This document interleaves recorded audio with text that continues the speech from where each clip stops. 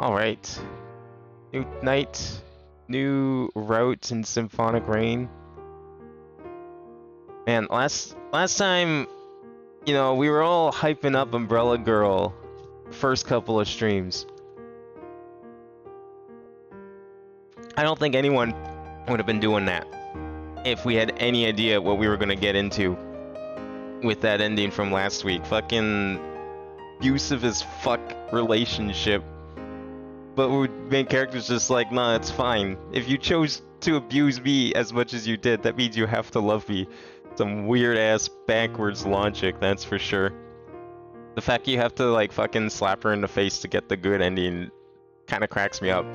Hopefully this week isn't as bad. I'm gonna do my best to go for whoever that girl was that was in the abandoned school. So we're gonna like speed read our way through as much of this as possible. As much as it lets me anyways.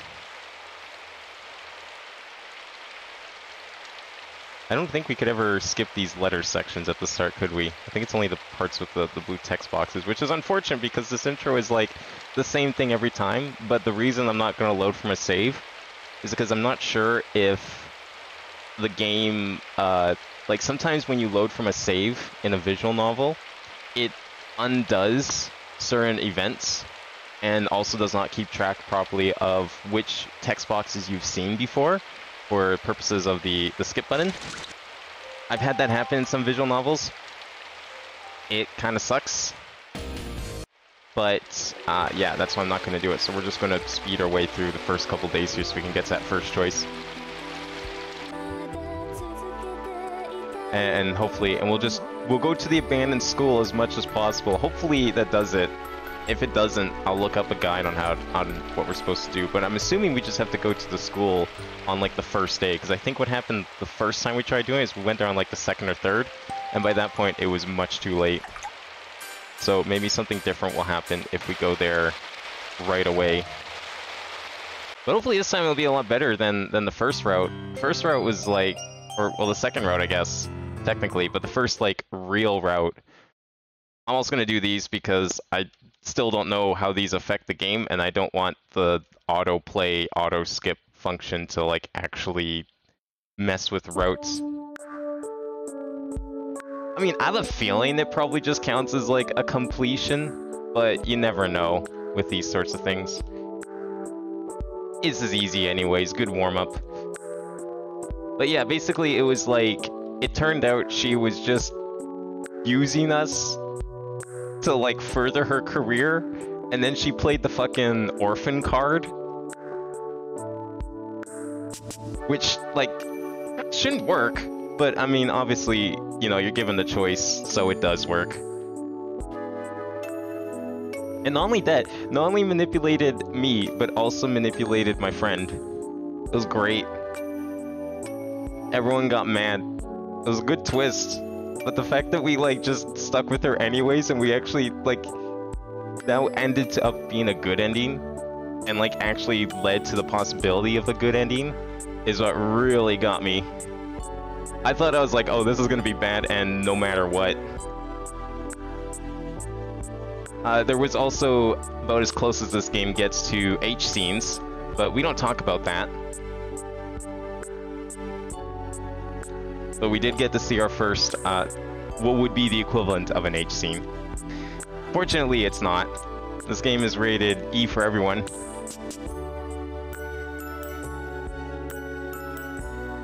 Unless you're like one of those people that, like weirdos, that considers fully clothed fun times, like in Ride to Hell Retribution, to be too raunchy for the internet.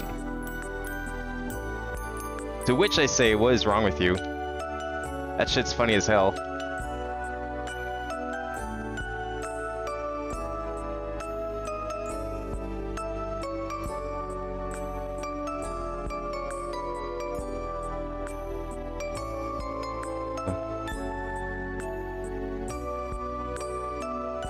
I wonder if we can seduce a teacher.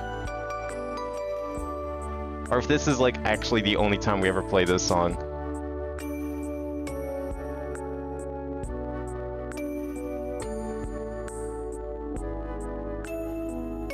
still have some theories on how we can get with the ferry. The ferry, I'm gonna assume, has something to do with going to practice alone. Like, it may not seem like it, because of the way the practice alone scene is structured. And the fact that it actually gives you a menu to pick songs and stuff. It may not seem like it, but I'm totally gonna guess that that's how we get with the ferry. Because that's gotta be a route. There's no way it's not. Either that or it's like the final super ending.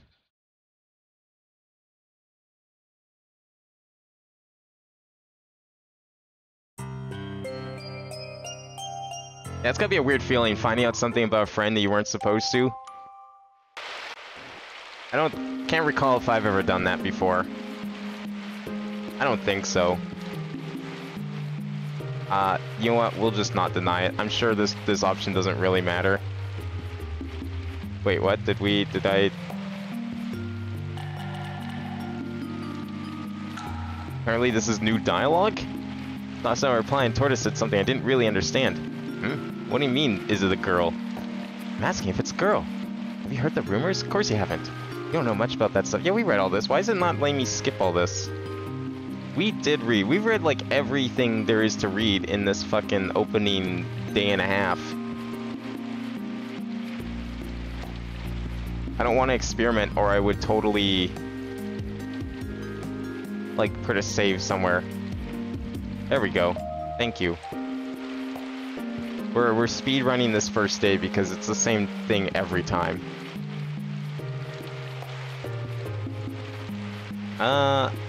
Ask her to what? This is to go out with her, right? I don't want that. No, I wanna go alone. Nah, we're good. Not today. We're gonna go do our own shit. If we ask her, it just wastes a day, and that's a day that we can't afford to waste because we're going to the old wing. Muted? Shouldn't be. Am I muted? I've got sound on my end. Okay, good. I was gonna say, I don't know what I'd be doing to fix that because the OBS is definitely saying otherwise. Would not have any idea how to do that, how to fix that problem. Oh yeah, mine's like also defaults mute. I mean, I keep like my dashboard muted, but whoa, whoa, whoa. Did we do all that anyways? Why is skip on? Okay, there we go. Can I see the message log? What did we miss here? Aim site peaked in lecture halls for classes to finish, practice room doors open, blah, blah, blah, blah. Still found myself walking in the rain. Okay, here we go. Of course, I didn't like getting wet in the rain, but the chill of the droplets that wet my skin, the distorted view when the rain got in my eyes. Somehow, I couldn't bring myself to fully hate the experience. Unrelated event, but a few days ago I was at lunch at school hanging with some friends and noticed that someone had had posted a spoiler on Discord. Yeah, you know, it's always a fun time. The good old 50-50 if what someone puts in spoiler tags is actually a spoiler or if it's a joke. You can never be too sure.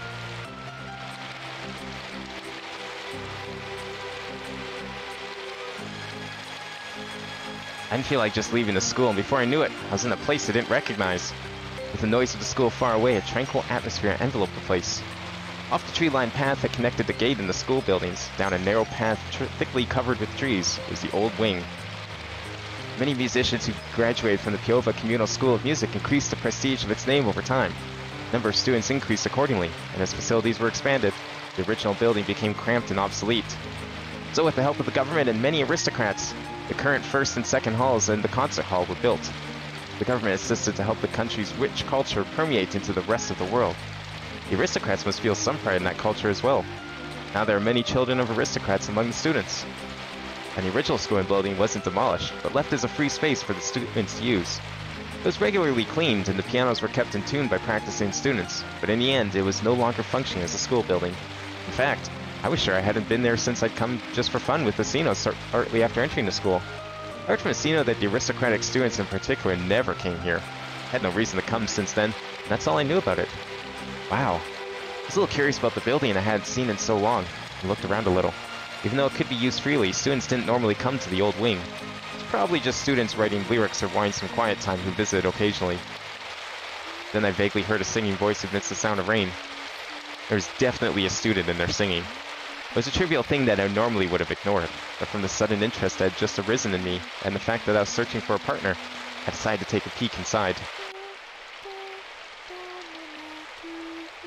Other than that voice I could hear, the place was silent, so it wasn't hard to find. The voice, along with some light, were spilling from a slightly open door. Hopefully she doesn't run away this time. So we didn't come here until the third day, and she ran away. I'm hoping that this solves that problem. She was singing. She threw herself into a song that filled the classroom, unheard by anyone. Wasn't an expert on vocals, but she certainly had a captivating voice. No matter what tomorrow brings. My interest was piqued as she sang without accompaniment, relying only on her voice. My fingers naturally moved as if pressing keys, and I imagined the sound of my frotelle mixing with her voice. As she finished the song, almost all of the phrases were in my head. I felt I could play it at any time. The song itself wasn't very complicated, but the simple melody was beautiful and made striking by her voice. The song was probably made for vocals, so the frotelle parts could be subdued. Thought of this as I drew closer to the door. She quickly turned around just as she was about to start singing again. Who are you? Oh, I'm sorry. She must have been shocked at the sudden appearance of a visitor. She tensed up and didn't move. I didn't mean to intrude. The door was open. I'm sorry. Even after my light apology for peeking, she didn't make any move to answer. I started to feel like I was spying on her. But considering that she was singing where anyone could pass by, and that the door was open from the beginning, I wasn't doing anything that bad. Is something wrong? She looked slightly afraid, and she was still gazing at me reproachfully. I started to feel like I really did something wrong. Backed out of the door to leave, and she grabbed her bag and slipped between me and the door as if she was waiting for the opportunity. Excuse me. Whoa. She was wearing her head down, so she ran into me as I tried to get away. Textbooks and sheet music spilled from her open bag, and she fell on her bottom next to them. Oh, don't worry, we've already seen more compromising positions than this, so this is nothing.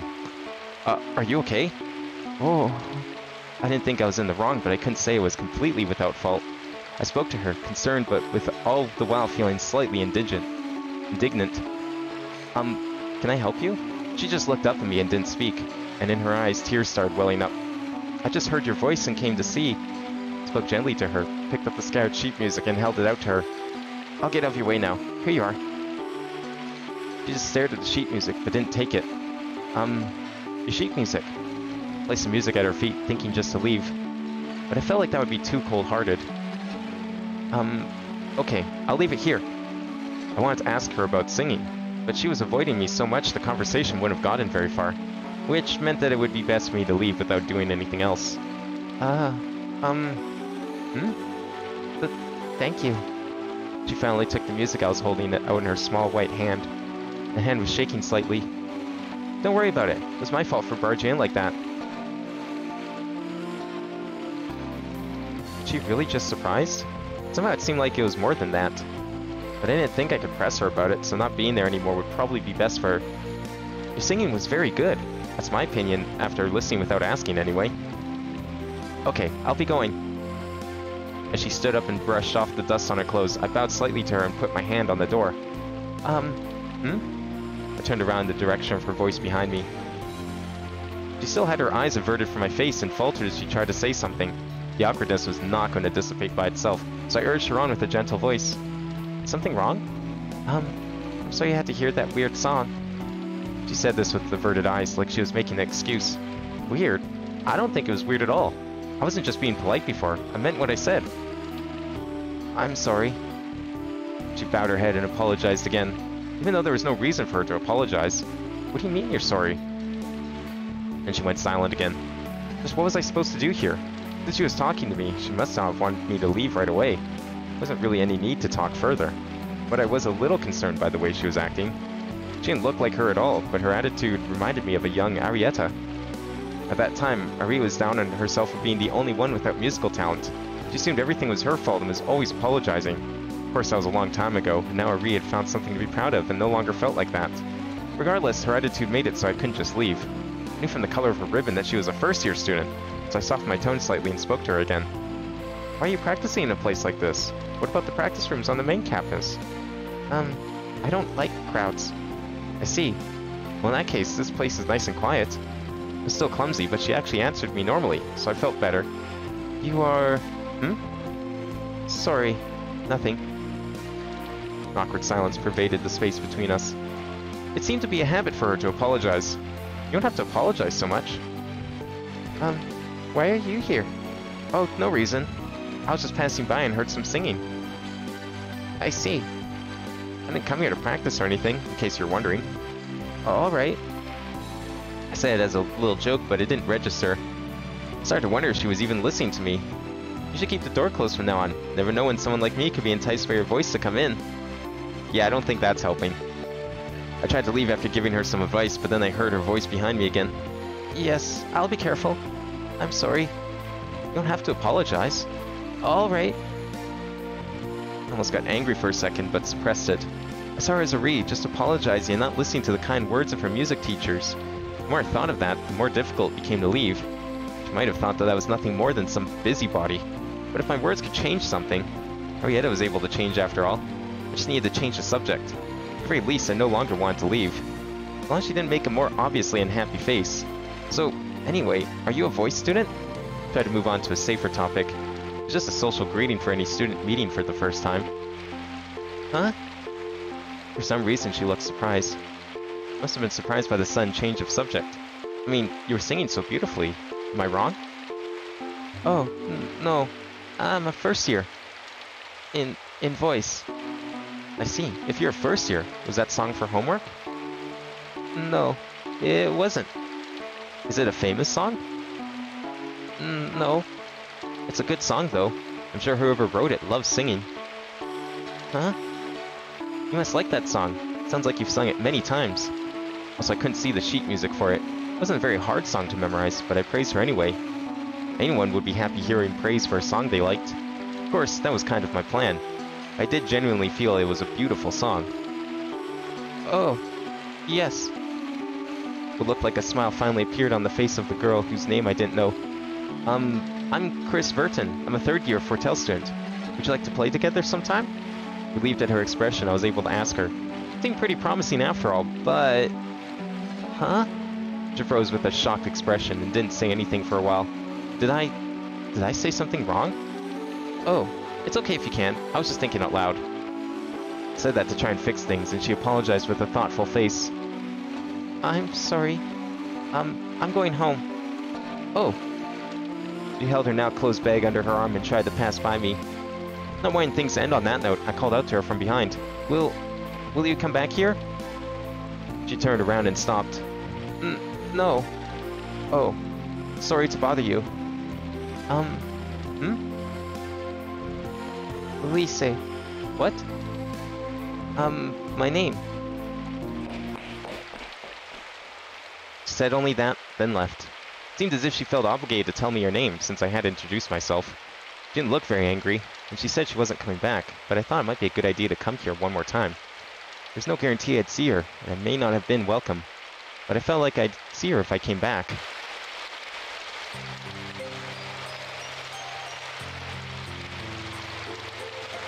Is she balding? No, I think she just has her hair pulled back. Imagine balding at the ripe old age of 16. And the girl, no less.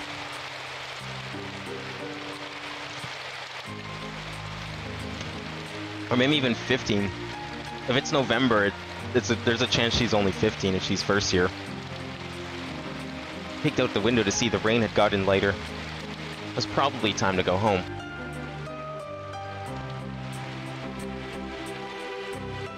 I wandered home remembering her voice and that song.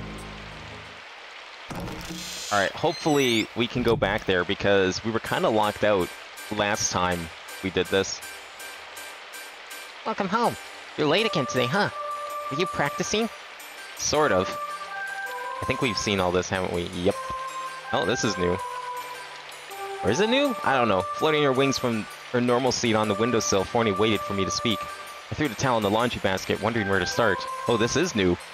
I told her everything. She'd know I hadn't played my fortel. I was looking for a partner, then met someone in the old music rooms. And I heard that beautiful song. I started with that. Yeah, this is already a new path. Excellent. Wow, that's rare. I guess. Singing there is a little strange. Not that. I mean the fact that you talked to her first. I guess so. Usually you just ignore that kind of thing. I'm not that cold. You like her. I corrected Forney's words a little. No, I was intrigued. By what? The song. Her voice. I only heard it once, but that song was still in my head. That, and her voice ringing out in the silence. And because she was kind of like a reed. I added that to make it into a joke. Yeah, that's not gonna be a joke for long, is it? I've already seen where this is going. You can't fool me twice, game. I've already got some ideas, some theories as to where this path might lead. Forney was a little better and turned it back on me. You really like the quiet ones, don't you? Forney could use words like a blunt weapon sometimes. She was a little like a reed, but even I didn't honestly know whether or not that was my preference. Is there a bird with feathers that small? Do you mean like this feather up here? Because birds usually have feathers of all size, and yes, there's some really small birds out there. That's beside the point. So are you planning on making that girl your partner? No, that wasn't my plan. We haven't even played together. It was right then that he told a lie. And we'll soon regret that decision. Are you planning to play together? I was thinking that might be good. I think Torta would be best. It's too early to decide. Nothing good comes from rushing. That's true. You're not rushing enough, Chris. There's still time, so I'm looking slowly. Slowly. You just need to do it before you become an old man. Yeah. I'll figure it out in time. Telling Forney what happened during a day like this was already a daily routine. She didn't want to go outside, but always wanted to hear me talk about it. Fairies are mysterious creatures, even after living with one for almost 3 years, and fully understand them. She could touch things but didn't get wet in the rain. She didn't eat anything and could sing and sing without getting tired. She floated but couldn't fly, and she could appear and disappear at will. Despite the final laws of physics, she couldn't get up high and was always bugging me for a hand. But leaving a towel by the door after I left in the morning became Forney's job at some point. In short, it was impossible to think about Forney logically. If you could accept her for what she was, it was quite fun. In ancient times written about in history books, people lost a part of their civilization called magic. It was replaced at some point by a field called science. It made a fair amount of progress over many long years. There are still many things not understood in the world. One of those things was a cheerful fairy skilled at singing. Thinking about the unknown boundaries of the world was a boundless and ultimately futile exercise. That's what I've come to think these days. Again, when the rain, what, is she from Toho or something? I mean, okay, so, you joke, but have you seen how small she actually is? Like, the pen, like there's a picture of her trying to hold a pen, and it's taller than her. Like a normal ballpoint pen. So if anyone could dodge raindrops, it would totally be her. So my usual interaction with Forney finished, and another day came to a close. That picture, like the view they use when you're talking to her, does not do her actual size any justice. It makes her look like 10 times bigger than she should be. Alright, see you later. Have a good day. I looked up at the somber sky, the droplets of rain falling on my body. And so, another day began. Hopefully we can go back to that building. Hopefully. Now, let's start from the beginning again today. Yes, ma'am. Now begin. Oh, do we have to play again? I forget if we have to play again here. Okay, thank God. I think we only had to do that once, fortunately. I was done with morning practice and finished eating lunch. Is this all repeated? It is. Oh, we can't go there today. Okay, what is the plan then? Like, where can we go? Practice rooms. We can go there to look. So, I need to make sure I pick the right place. I'm going to actually look up a guide for this one, because this one seems a little less straightforward than the others. So yeah, we're going to fucking... It's time to cheat. We're cheating the visual novel. Don't mind me.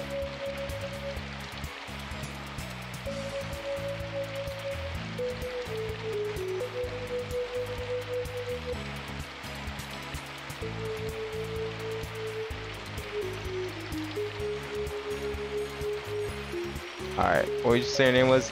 Please say, okay. So what are we doing? Explain care, blah, blah, blah.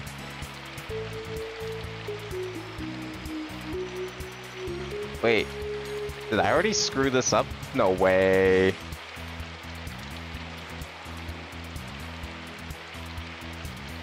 Did I actually already screw this up? No fucking way. I don't think so. 11:30, go here. I was under the impression those first few... Oh wait, no, this isn't where we want to go. Ah, okay, I did screw up. Well, you know what we're gonna do? We're gonna do this again. Don't mind me.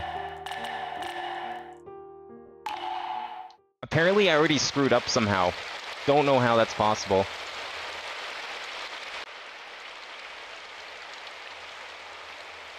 I mean, like, yeah, it's like... I don't know, sometimes these fucking visual novels have, like, the most convoluted things that don't really make a lot of logical sense. Like, you're about to see here, I'm already looking at a... Like, the guy here just lists out all the choices you have to make for each route, just to keep it simple, and I'm already seeing some... Whoops.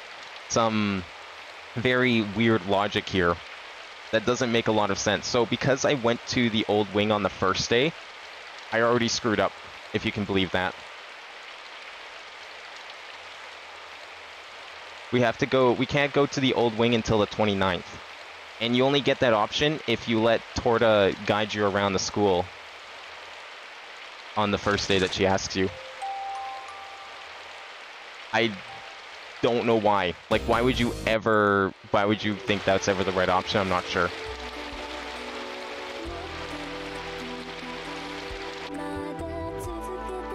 Like, I wouldn't mind that sort of gameplay if there was, like, some sort of logic you could discern from something like that, but I've not seen the logic here.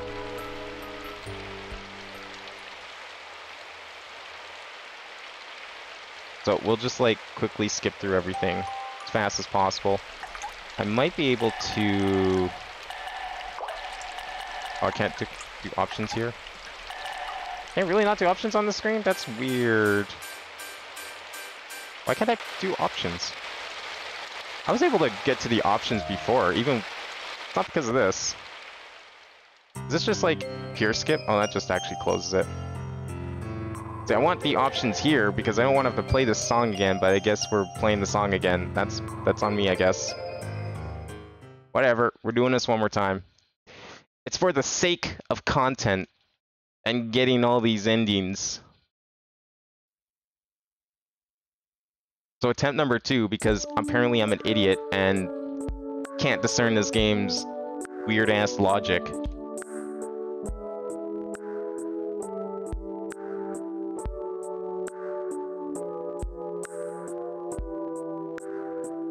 It's kind of a shame that even on hard, this is all we get for this song. Like, this looks like what you would expect from easy. But I guess considering this game is technically a 26K VSRG, you know, when you want to think about it, it really is a complex rhythm game.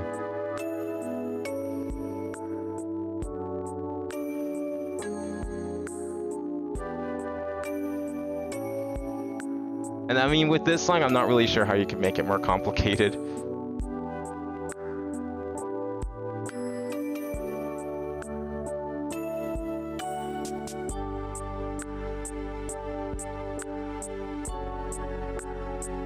So what kind of evil twist do you think this Lise girl is gonna stick on us at the end?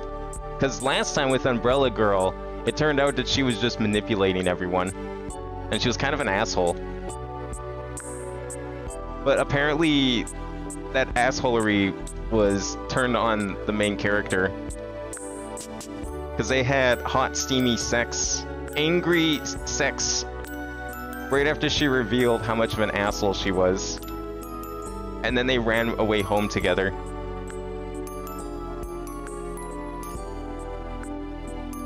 Part of me thinks that the main character was desperate because his actual girlfriend broke up through letters, the week before. So he just wants someone at that point.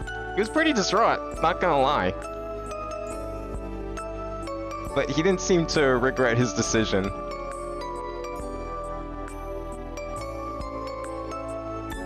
I still can't believe smacking her in the face was the correct choice to get that ending.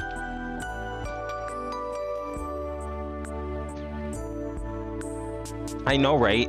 Him being desperate.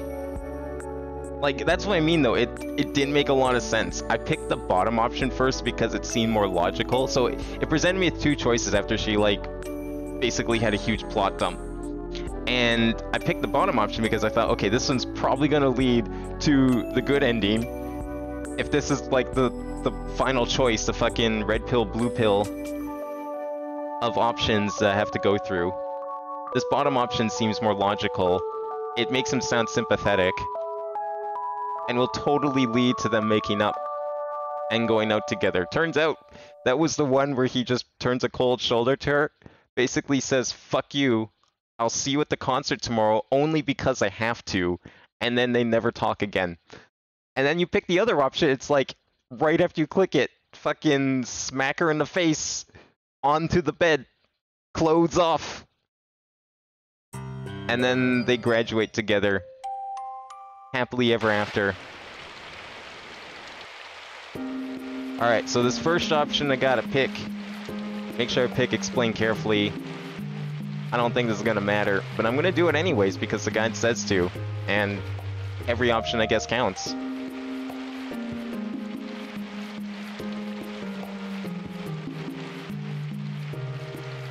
And then we need to ask her. So she's gonna show us around today. We've already seen all this. You know, if you real challenge being Mario 64 10 times speed? Isn't that kind of what Chaos Mario does at certain points? Makes you go really fast. Okay, and then I don't believe.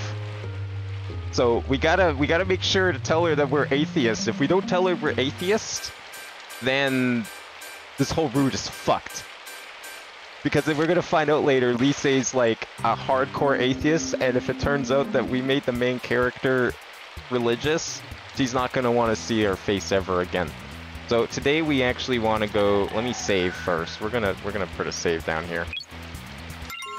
All right, we're putting the first save. Today is so now we can go here because she wasted the day and showed us around. We can now do all this, which I think we kind of already read anyways, one way or another. Yeah, definitely did all this. Nothing new here. And then on the 30th... Okay, so we kind of just go through the normal route up until the 5th. And then that's when things start deviating. So here today we gotta go to the Chinocolo. Waste a day in here, which you've also already seen. I think this is what I did on the first route, where I got, like, the neutral end. Damn, I was so close to getting Lisei. I was just never presented with the option, I don't think, to go to the old wing. Or did I just not bother with it? I don't remember. We have to spend a day with Foul. Fucking manipulative bitch. We'll never see her again. Alright, December 1st. We gotta go to classrooms.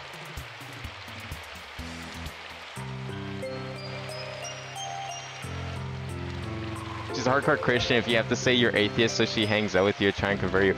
Ooh, that's a good one. I like that. That's probably, you're probably right. That's probably what they're gonna do. Considering the logic they use for Foul at the end. Yeah, I could totally see it. This is where Foul works. But we don't know that in this timeline. Probably for the best.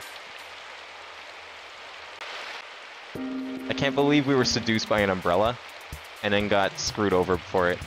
Alright, well obviously we gotta go to the practice rooms. But we can just, like, skip the song. We already did all of this before in some another time, another place. 4th of December. Alright, nothing, no options here. It's probably just gonna skip through everything. Oh, maybe this is new. 5 long days over, I took Saturday and Sunday off. I've been killing time again today too. Well, it was just the same as always. Now then. Time is a little after 6 o'clock. It's just about time for Ree's letter to be in the mailbox.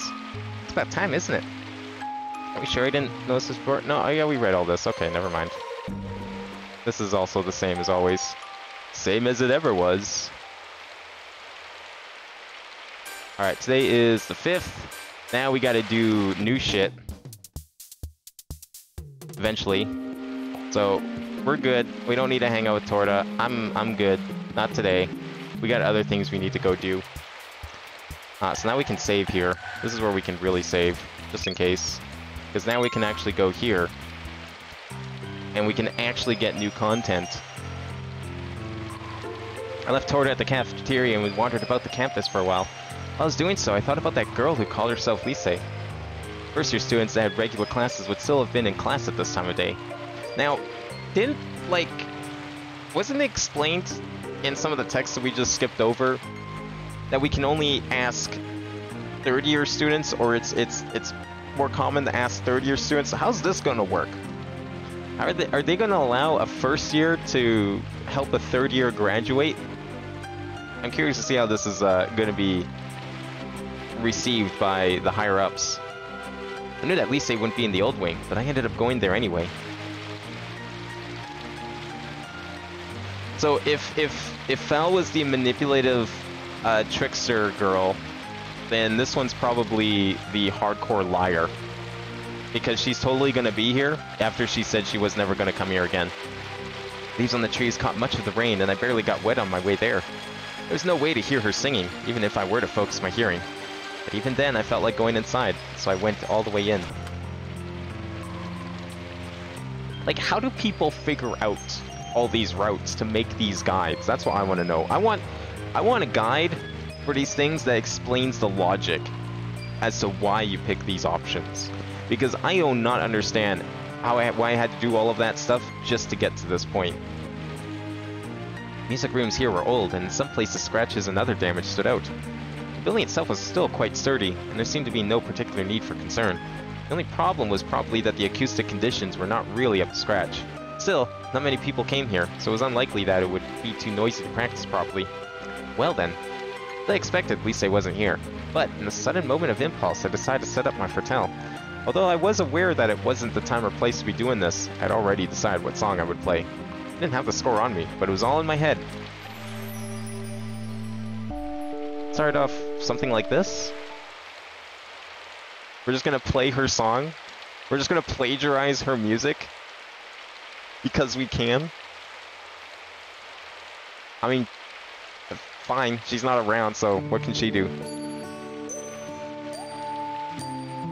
Already my favorite song so far.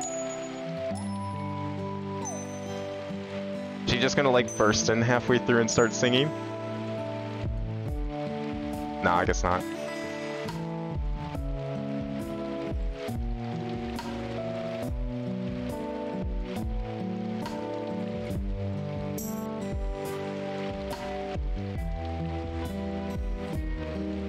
Oh god, that like extra bass that plays like right after I press the C key, like way off in the corner of my headset. Sounds like it's coming from upstairs, but I know it's not. That's some like binaural audio shit.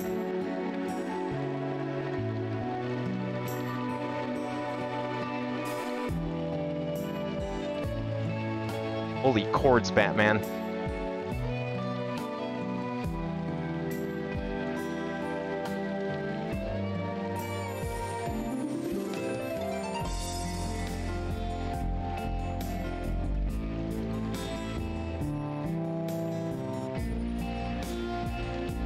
This definitely sounds like PS1 RPG music.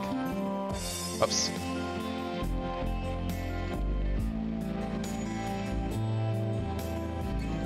Like, one of the first towns in the game would have a song like this.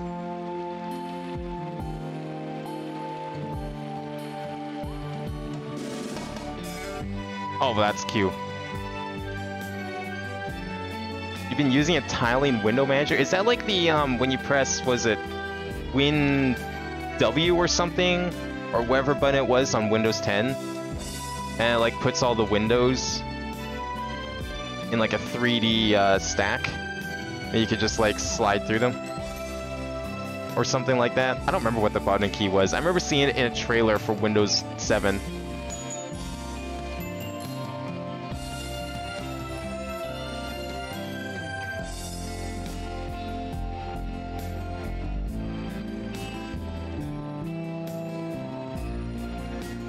Well, he wasn't kidding about this song being more subdued to let, like, the vocals come through.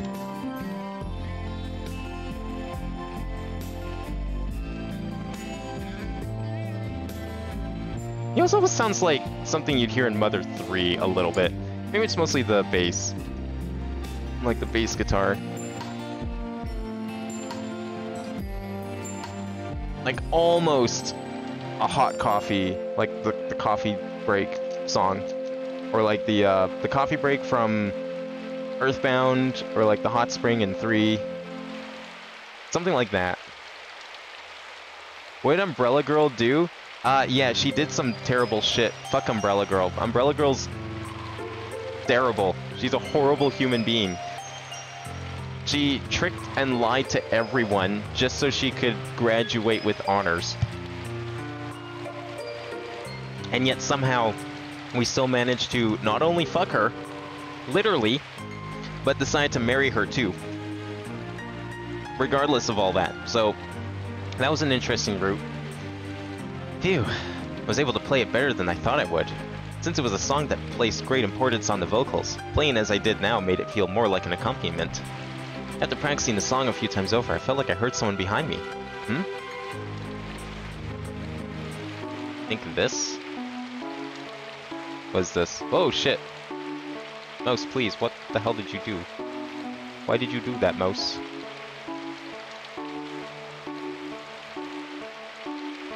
Oh. Oh, I see. You can kinda do that in Windows 10, but not like... not with like oddly sized windows like this.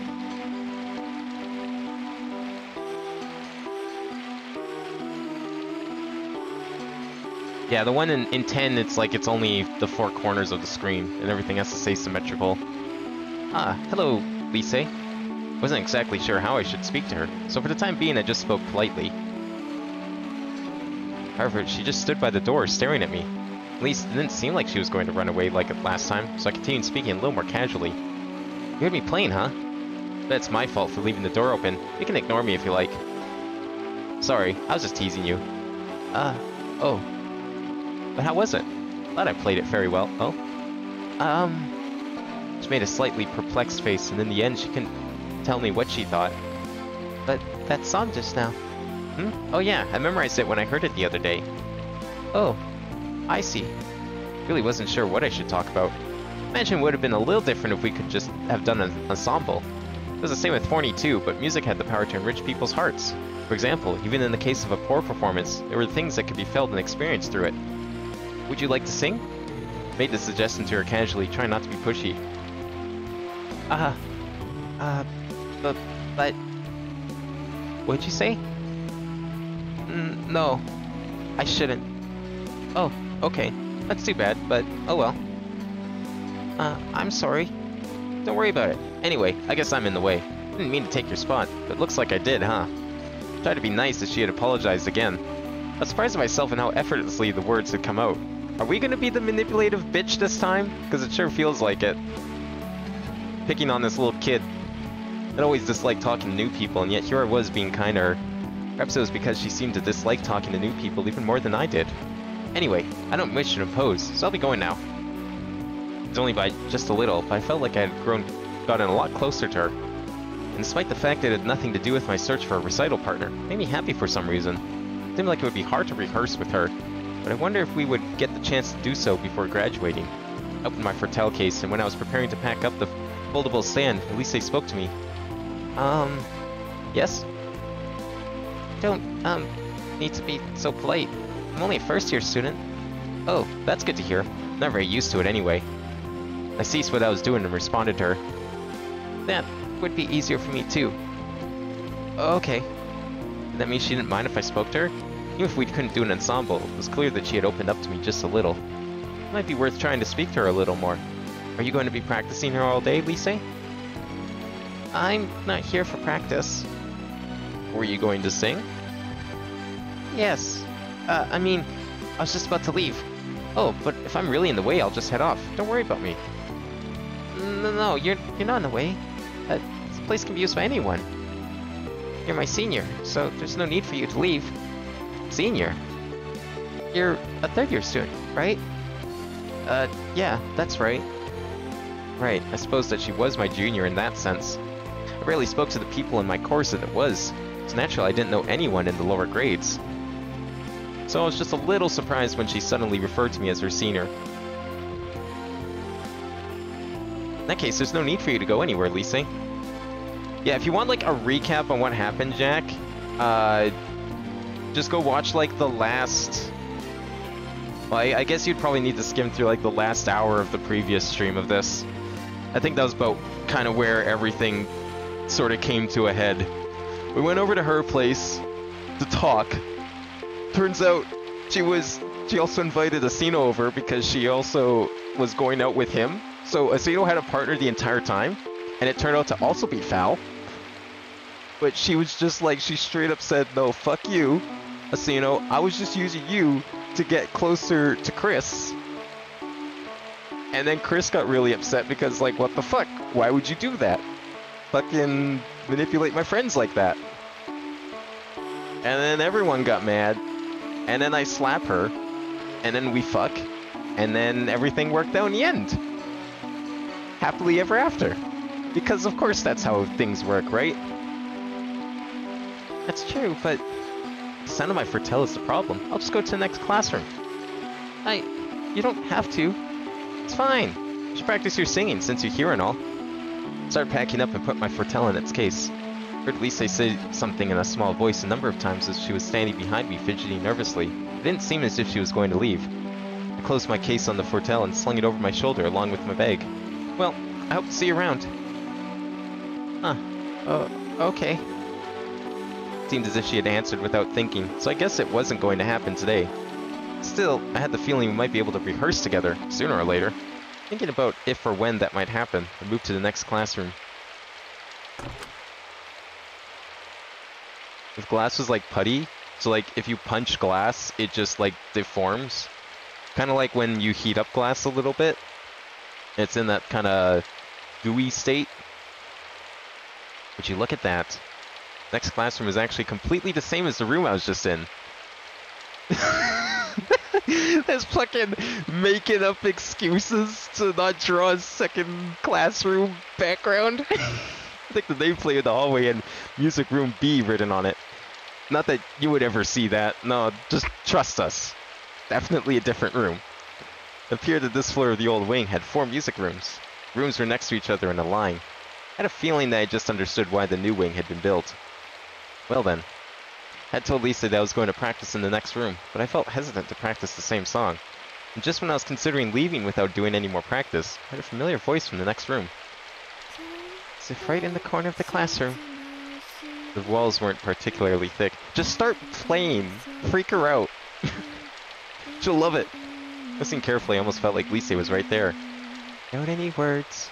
I considered playing my Fertel to the tune of her song, but then I realized that if I did that now, she'd probably panic and leave. But even so, I suppose inexpensive was a nice way to put it. The building was definitely sturdy, but I could easily imagine the chaos that would occur if people were playing music in every room at the same time. But perhaps this was alright, as I was able to hear Lise singing. I decided not to go home just yet, and sat myself down in a nearby chair. My Fertel was all set up by the time Lise had finished singing. It wouldn't have felt right to play Lise's song, so I just started playing the song that Forty and I often practiced together.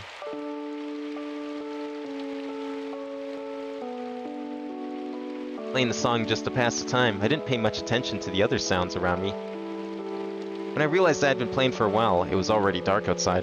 I removed my fingers from the keys and stretched my arms above my head. While stretching like this, I twisted my torso to one side, and my eyes met with Lise's, who was half hiding behind the door that I had left open. Oh, Lise, you're finished? Yes.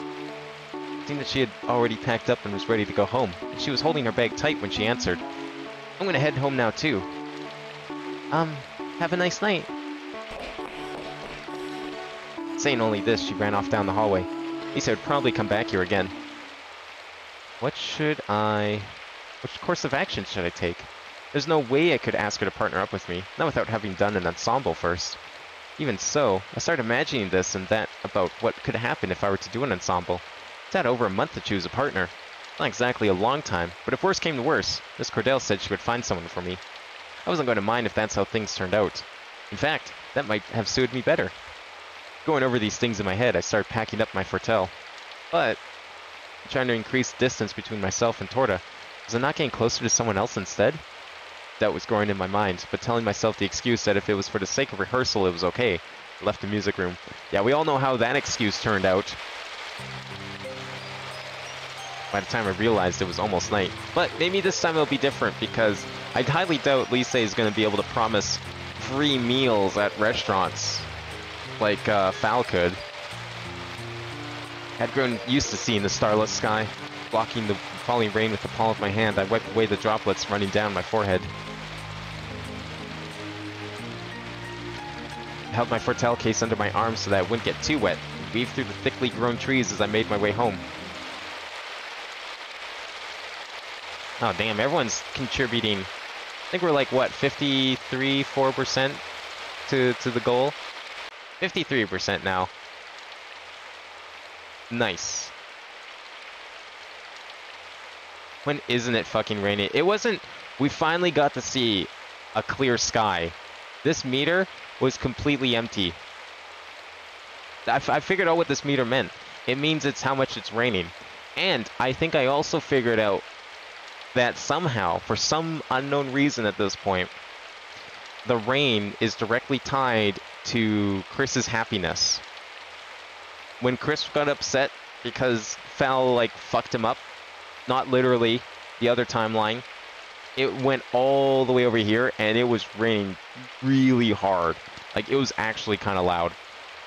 But then we finally got into the train, we got out of the tunnel, and it was completely empty and gone. So this tells us how much it's raining, and it also indirectly tells us what Chris is feeling. As usual, finish my morning lesson and lunch. Well then, what should I do next? Yeah, what should we do next? Guide. Let me consult the instruction manual on what we should do. Yeah, I don't know.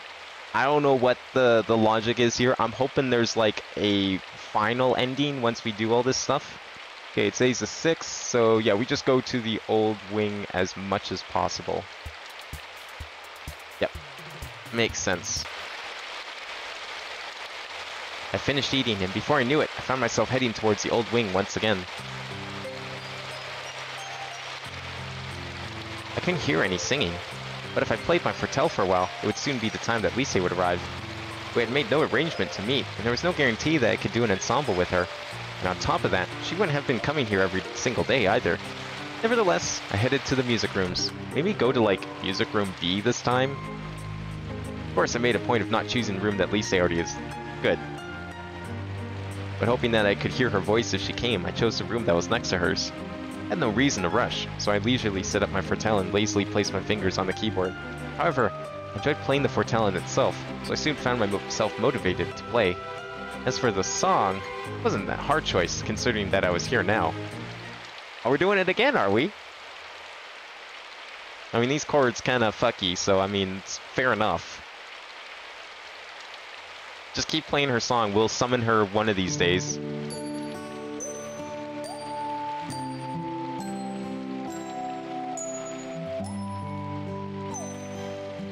You must chant the magic spell so that Lise is summoned.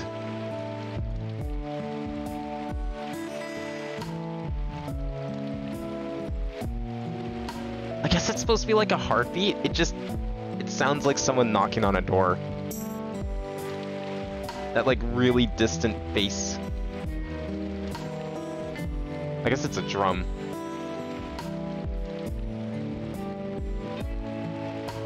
Applying to colleges? I mean, around here, you don't really apply to colleges. At least a lot of the ones around here, you don't really need to apply. It's just like, do you meet the requirements? Yes, no. You do? Okay, you're in. That's it.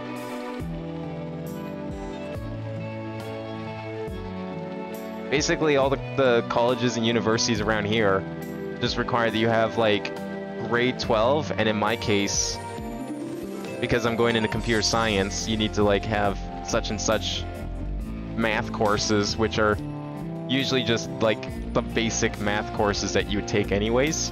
But since they're technically optional, oops, in grades 11 and 12, depending where you go to school.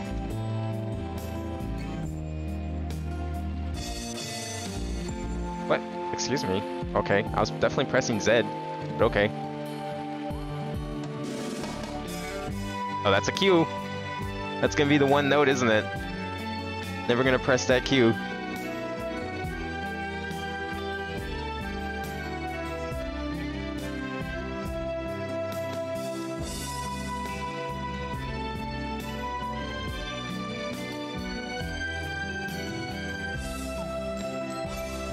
This one's got a lot of, like, row switching. Bounce Song seemed to make you stick on, like, a specific row for each part of the song. This one makes you switch, like, all the time.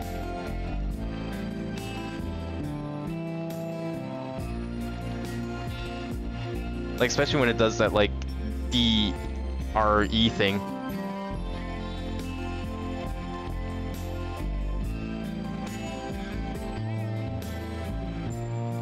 Am I actually losing progress? I hope not.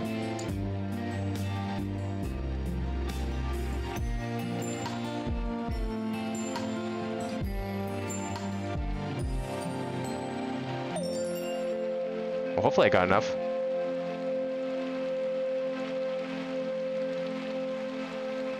I'm imagining I passed it since I have 2 gold. Yeah, like, you don't have to apply and then hope that they accept you. I don't know what kind of, like, requirements they have down in the States, but around here it's just like, just pass these few math courses with, like, an 80 plus.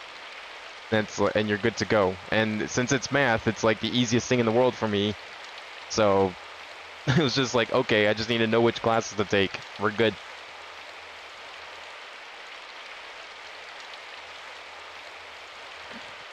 As it was my second time to play it, I did much better this time around. I actually think I did worse this time around. I think I did better last time. Although I didn't have a score for it, the music was mostly in my memory. Truth be told, it wasn't the kind of song that left a strong impression.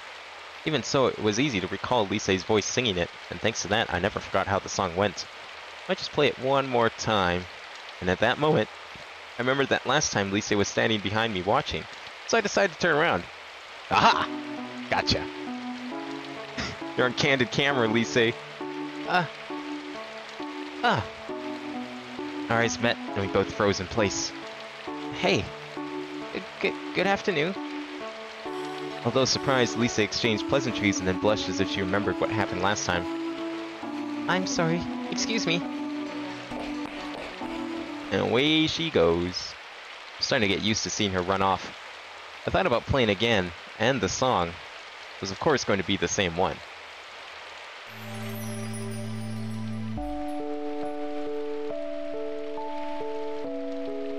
Wait, what the fuck? You have to, like, interview and do essays and shit? The hell? I mean, we had to pay $100 to apply, but it's, like, kind of just a formality. You're not gonna get in if you don't have the classes. You pay $100, you submit your transcripts from high school, and that's it. That's all you gotta do. Nothing else. It's just, the only complicated part for me is because I have, like, 3 different transcripts for high school, because I went to 3 different high schools. Because we moved it, like, every single year around that time. It was great. After peeing the parts I had felt were incomplete, I noticed I could faintly hear a voice singing. It's right in the corner of the classroom.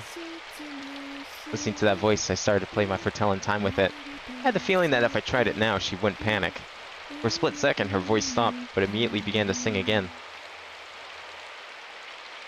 That made me so happy, and the time we spent playing was so much fun that I lost track of how many times we rehearsed.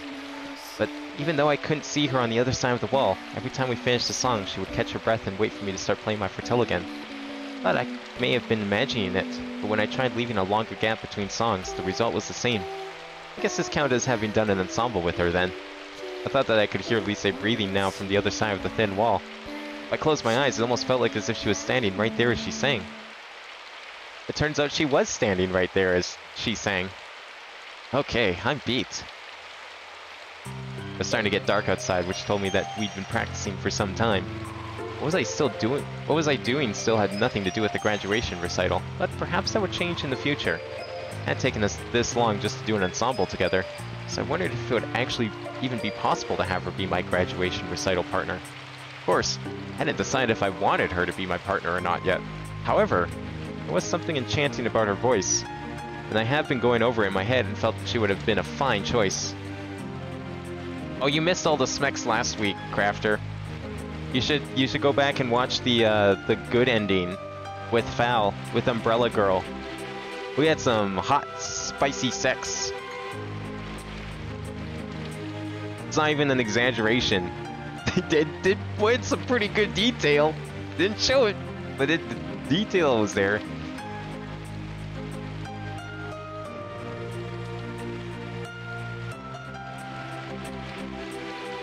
You have to get recommendations? What the hell? SATs? Yeah, like, all of that is foreign to me. They'll say doing 2 years at a community, then transferring to uni is cheaper and easier. Yeah, like, I'll probably go to, like, the local university at some point to go for a bachelor's later on, maybe, if I feel like I need to. But since computer programming is kind of a practical skill, it's not necessarily. I don't know how else to put it.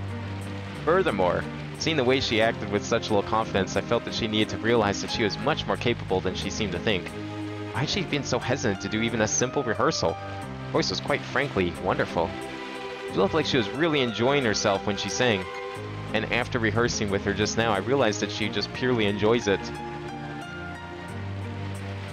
In that case, why didn't she want to perform? I wasn't able to go and ask her directly, yet I didn't want to just leave her be either.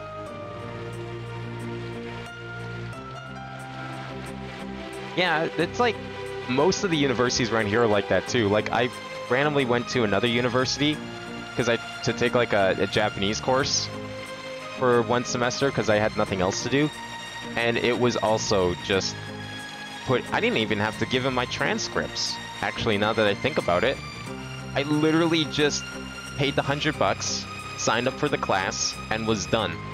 I didn't even have to show him that I was proficient in, like, high school classes or anything like that for that one. That was great. Even though I couldn't talk to Lisa that much, just rehearsing like we did earlier made me feel like that she would slowly start to change. Even though I thought it was a pretty roundabout way of doing things, and it was rare for me to be this interested in someone else's affairs. But I had to say that I was enjoying this too. Well then. Lisa had stopped singing some time ago. I wonder if she'd already gone home. I too decided to go home, and began folding up my Fortel stand. I'd done it a countless number of times by now, and could probably have done it with my eyes closed. Laying my hands through the work, I looked around the music room. I had heard that it was only cleaned about once a month, but I guess since people rarely came here in the first place, it didn't seem that dirty at all. However, I suppose it did leave the impression that it was quite old. The walls were so thin that every sound in the next room could be heard. Although it was thanks to those thin walls I was able to have so much fun today. In the beginning, I thought that it wouldn't be a good environment for classes, but now I felt that perhaps it had its own charm. If you listened carefully, actually, even if you didn't try to listen at all, it was the kind of place where you could always have heard music coming from other rooms. It was true that the facilities were inferior to what we had now, but I felt that students back in those days had enjoyed it the way it was. I guess I'll call it a day. Yeah, like, there is definitely some 30, 40-year-olds in a couple of my classes. They were more in the less game-focused ones and the more other stuff-focused ones, for sure. But there's definitely older people, too. Fuck, I had a teacher, one of my professors, I think, was younger than me. So, I don't even know. They let everyone into that school. Packed up the stand and put my Fortel in its case. Shut the case properly so that the rain wouldn't leak in, and slung it over my shoulder. I didn't use any scores either, so all that was left was to carry my bag.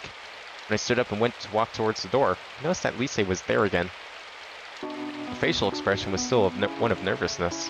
Even so, she didn't show any signs of being surprised at me noticing her presence. It was safe to say that she had been waiting for me. I wasn't expecting to be able to have an intimate chat with her, but I hoped that we could at least talk a little, so I started off in a friendly manner. That was good. Yes. Thanks for today. Huh? I know I just started playing like that, but it was fun. Did I bother you? No, you didn't bother me at all. Sorry I couldn't play so well. No, that's not true at all. Really? Why, thank you. Then, for a few moments, the two of us remained silent. At least I seemed to be looking for words. I waited patiently for her to speak, and then the words that came from her mouth were not entirely different to what I had imagined.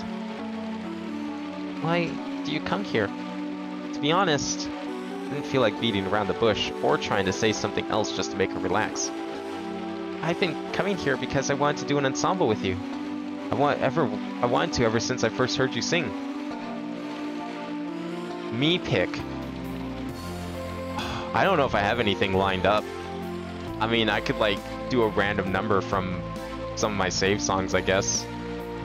I'll do it when we in the break between this and Osu. Not exactly sure when that will be, but that seems like an appropriate time. But if you think of something, let me know. You probably have a decent amount of time to think of something if you want. If you change your mind. Did that make you feel uncomfortable? No. Lise turned away briefly in a moment of hesitation and then spoke clearly. You didn't make me feel uncomfortable. Okay, that's good to hear. I'll be going now. Hey, Lise? Yes? Are you going to be here again tomorrow? No. I have other things I must do this week. Saying only that, Lise then ran off.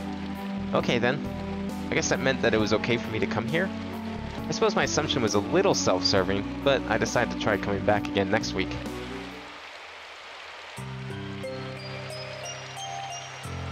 Phew. Quickly dried my hair and immediately got into bed. Today was just another day, and it was coming to an end. Despite the fact that I had something very important to do, which was finding a partner for the recital, I was feeling content with my through-the-wall ensembles. Going to bed already? Staying in her usual place, Forney looked bored as she swung her legs. Yeah, I feel a bit tired. I wasn't entirely sleepy, but I didn't have the energy to deal with Forney. Chris. What is it? I'm bored. That must be terrible. You think you should give me a little attention? Forney fluttered around in circles above my head. That was her way of protesting. I had my own place and my own feelings. You don't think you should let a tired person rest? Silence continued for a few moments. It seemed that she had given up and she flew off somewhere. I could tell it was going to lead to what she did next. But since I was laying in bed, there was nothing I could do to stop her. Chris is so distant recently. I wasn't sure how she had managed to do it, but she had removed my letter opener from the drawer and was scratching words onto the wall. What the fuck? He's renting this place. You can't do that. Given no other choice, I dragged myself out of bed and grabbed Forney. Chris is so rough recently. Okay, I'm up. So could you stop that? Chris is kinda nice. Kind of, huh? Was it too much to ask to have my feelings reflected since I was the one being bothered? So, this is what I did today. This fucking fairy. Told Forney about what I had done today, and after that another typical day came to an end. Facecam when? What would you even want to see? I'm just reading. There's nothing to see. I'm like in the most relaxed position I can possibly be in this chair.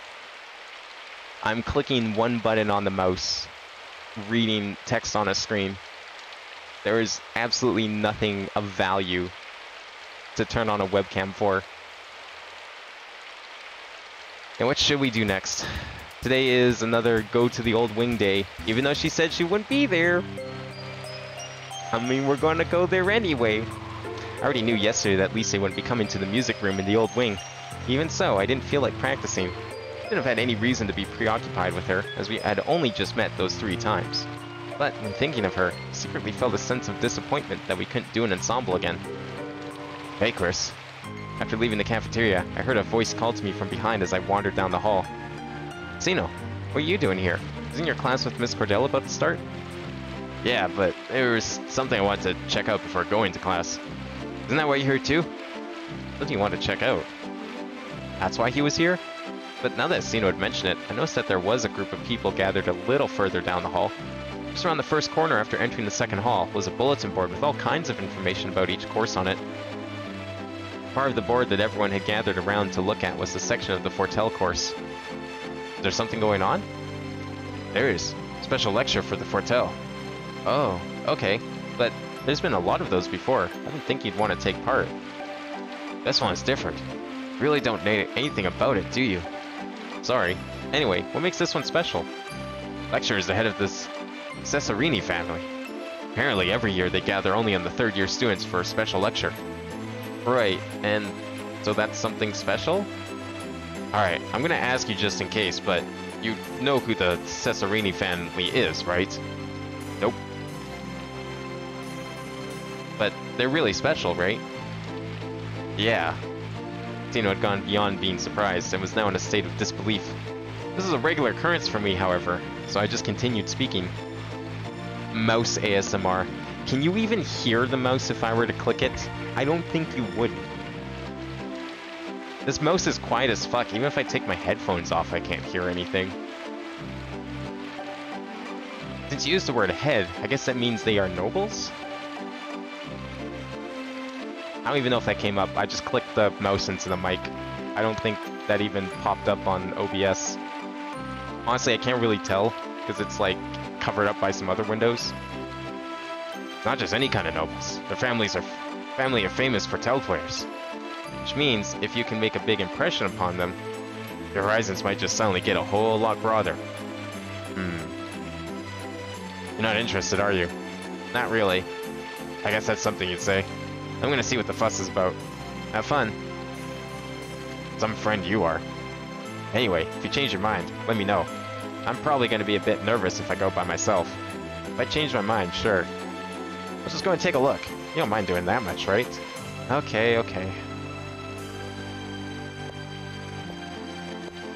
I didn't feel particularly drawn to the notion, but Asino only wanted to take a look, so I went with him to the bulletin board. There was a notice stating that there would be 2 lectures, one next Thursday and another on the following Thursday. They were scheduled for noon, with only 5 spots available per lecture. There's also something written about applicants being screened and hand-selected if there were too many people wanting to attend.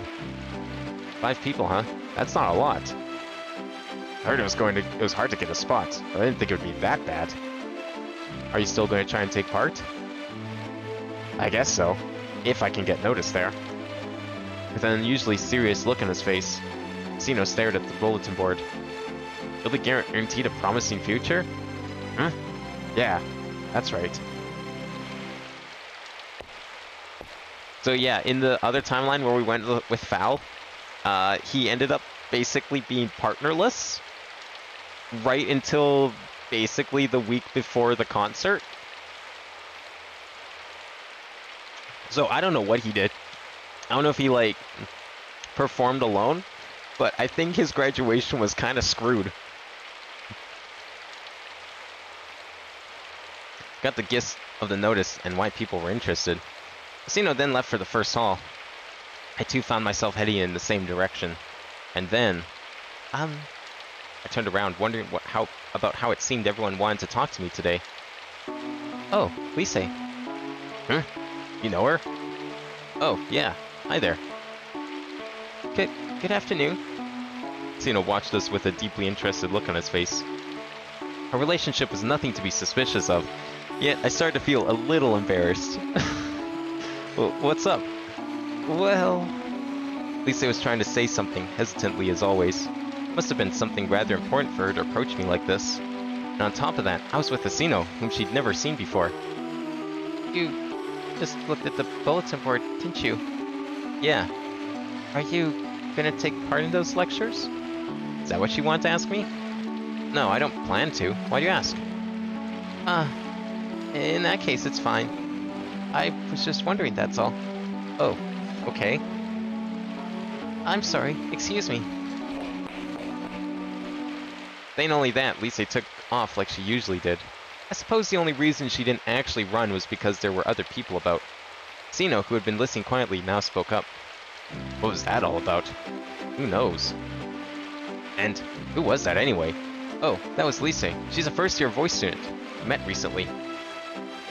It's kind of rare for you to be making friends with girls. I know, right? Are you thinking of partnering up with her? I don't think that will happen. Oh, okay. So you've just been chasing girls and not looking for a partner then? I haven't been chasing anyone. Anyway, wonder why she asked me about the lecture. As if I'd know. Well, maybe she just was worried about you. What do you mean by that? Rumor has it that special lectures are pretty intense. I don't know the details, but I've heard that there were girls who ran out of the classroom crying. That sort of thing. But how could Lise know about that? Like I said, it's not as if I'd know. She's your friend, not mine. Yeah, I know. We haven't really spoken much. Weirdo. That's a bit of a rude thing to say about someone you barely know, Sino. I was talking about you. Sino laughed and then looked at the clock as if he had remembered something. Not good. I'm gonna be late. Great. Miss Cordell gets angry if you're not in class 5 minutes early. Think some more about that lecture, okay? Sure, but no promises. Sino laughed at me one more time and then ran off toward the first hall. After watching him go, I still found myself unsure of what to do today. I had the feeling that if I went home right now, Forney would just get angry at me, saying it was proof that I hadn't been practicing seriously. Since Lise had told me she wouldn't be going to the old wing this week, I had to practice a few songs in one of the practice rooms before going home.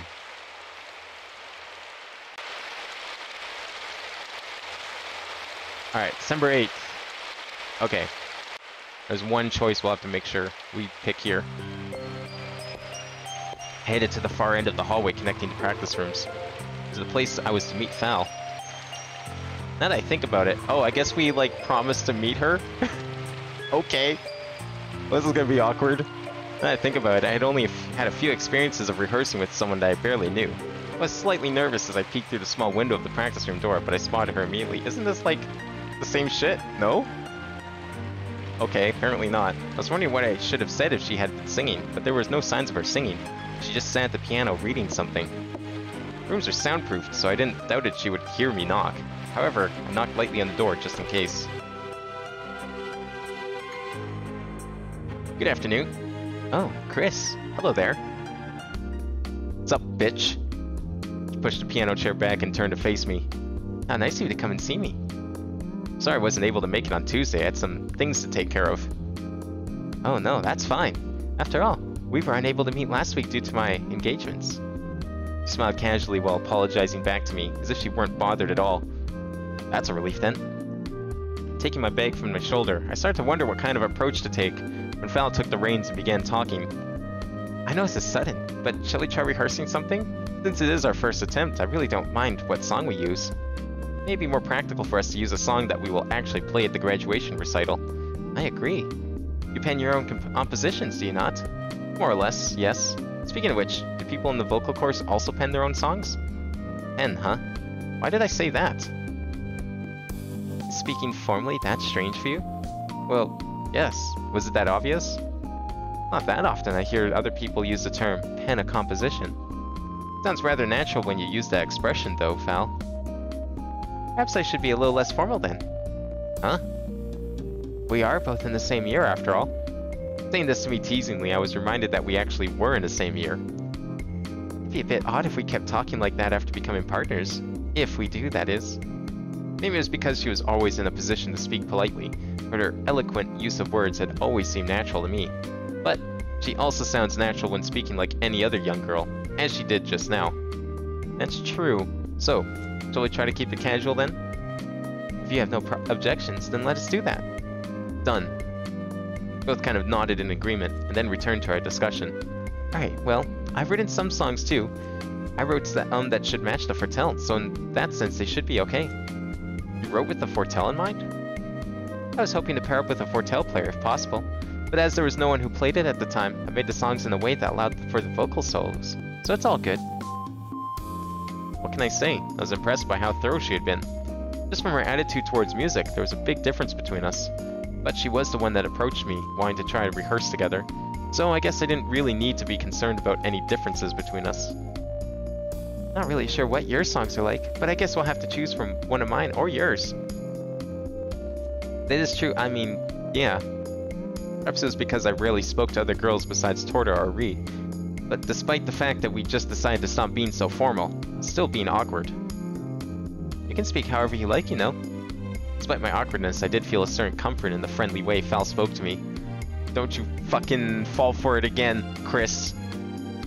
Not like we had decided to partner up, but with that in mind I decided I should try and speak as normally as possible. Nah, I'm okay now. I'll speak how I always do. Saying you're okay still sounds a little strange, but... Anyway, about the song. Yeah, mind if I mention something about that? Be my guest. I'd always practiced this song without anything in particular in mind. Of course, it wasn't like I put nothing into its composition. However, it was true that it wasn't composed with a singer in mind. Perhaps a Ri? But even then, that's a long shot. It's not like I imagined her hilariously poor singing when I composed it, though.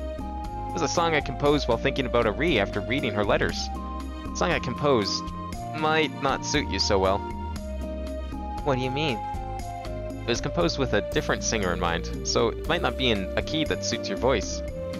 Oh, I see. It wasn't a harmful lie. My song wouldn't have suited Fal. So, if it's okay, why don't we go with your song? I don't mind. After saying a few words, she went quiet. She stared into my eyes as if searching for something, then her face lit up with a smile. Sure, let's go with mine then. Okay, great. This is good. The scores I copied won't go to waste. There it is! Begins again. Hopefully this is like the only time we have to talk to her. I was relieved that she didn't attempt to pry. Then I realized I had completely forgotten about the scores she had mentioned. You've already made copies of yours? Completely forgotten.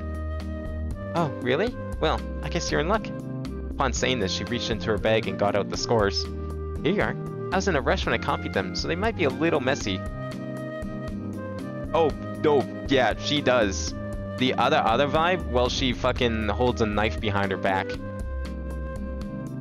Because she backstabs you in the end. I checked them the moment she said that, but as soon as I realized she was just being humble. The carefully written notes and symbols were done in the shorthand way only an experienced musician would write. I mean, the signs were there all throughout her route. She had everything ready. She expected me to say certain things the entire time. She had fucking 2 towels at her door when I came over to her place. She always has music ready to go. She always has extra pens when I agreed to help her copy music that other people ask her to do. She knew exactly what everyone was going to do. However, it hardly made them look messy. In fact, it gave an even stronger impression of their quality. Think this is messy? It is to me. Anyway, what do you think of the song? Jokingly, she commented on the quality of her score. I sat myself down in the chair in front of my Fortel and imagined the melody on paper. So, how is it? Just a sec. Reading through the score, I traced the keys with my fingertips. Chris, are you good at sight reading? Yeah, not bad. In that case, shall we just give it a try? Alright, well, we can just go ready when you are. I guess we have to play her song once, so fine. Memories of a Forgotten Time. Yeah, let's give it a shot. Okay then, here we go.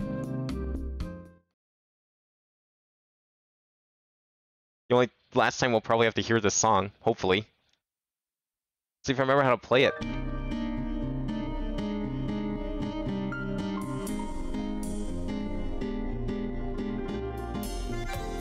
I don't remember how to play it.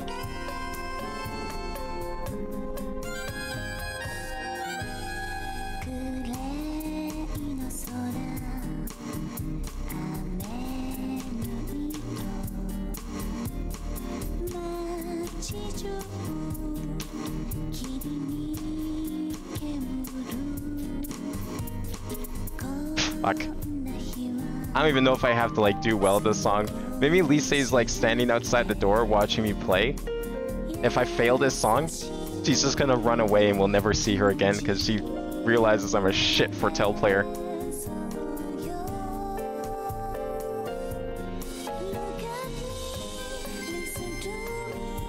I mean, I could totally see a visual novel pulling something like that.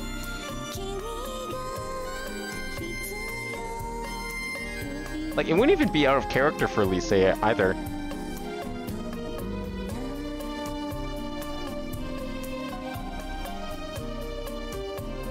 I mean, Val definitely stalked us, but she was a lot more subtle about it. Lise just kind of sucks at stalking.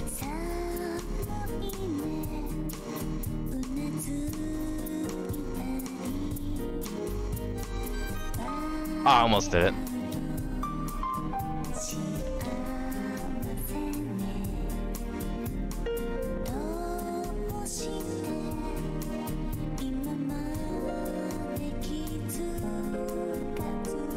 Maybe Lise will have like a really tragic backstory, like her parents died in a car accident or something.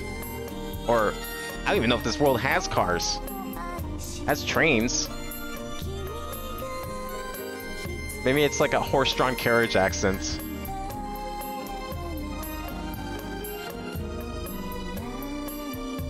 All this like modern clothing, modern electronics, and lights and everything. But they don't have cars.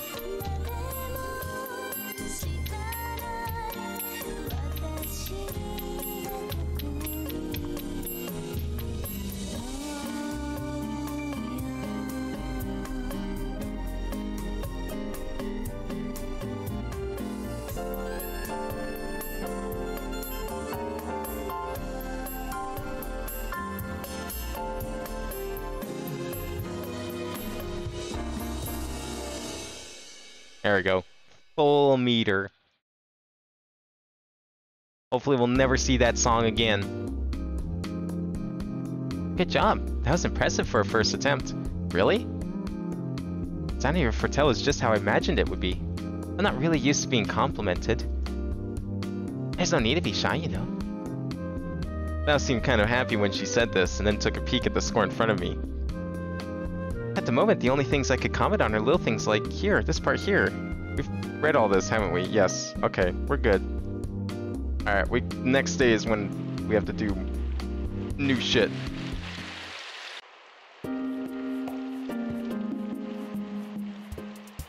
Here's my hip-hop opinion that nobody cares about at all. Certified Lover Boy is non-album of the year. I would love to comment more on that, but I don't even know what that is. I've never heard that album, or who made it. You're gonna have to put some examples. Oh, where am I going next? Where are we? Practice rooms, practice in parts. Okay, that matters? Oh, right, because oh, I see. Yeah, because it's just so you don't have to actually physically play the songs. You just skip shit. That's good. Oh, Drake, okay. I've heard of him. I don't think I've maybe heard like one of his songs years ago, though. And not even by choice. Just another boring old Saturday spent in the same old way. Wasn't even 10 o'clock yet. Felt like it was kind of a waste of sleeping time to be waking up at the same time I normally did on days that I would go to school. Courtney and I were supposed to do an ensemble tomorrow, but I also had plans to visit Nina's house, so it may have been a better idea to get the ensemble out of the way today instead. Thinking about this, I looked around the room and considered asking Forney what she thought, but I only just said good morning to her moments ago, but it seemed that she had disappeared after seeing me lazing about as I always did. She'd probably reappear immediately if I called her name, but there was no immediate need to do so. Thought about reading a book, then changed my mind and sat down at my Foretell. Wondering what I should play, the first thing that came to mind was the song that Lise always sang. It's hard to say that we had really done an ensemble, as we had played together on opposite sides of a wall. She said that she wouldn't be there this week either. Thinking that there might just be the slightest possibility, and that I would just be wasting my time here anyway, I decided to put my Foretell in its case. I got ready to go out and called out to Forney when I was at the door. I'm going out for a bit. Shopping or something? See you later. Wait. Huh? See you later. Headed out, leaving Forney at home, who was looking at me with a puzzled expression on her face after seeing me with my uniform on. Oh, we're gonna go look for Lisa, are we?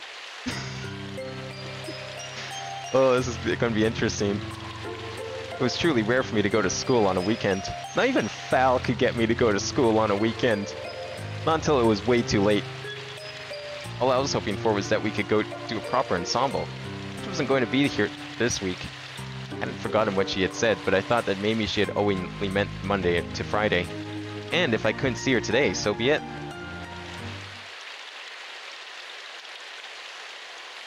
Yeah, so that's... see, that's the thing. I have not listened to any R&B or hip-hop radio stations in the past 7 years. I barely listen to any radio at all. The little I have is in the car with my mom, and that's definitely not the kind of music she puts on the radio.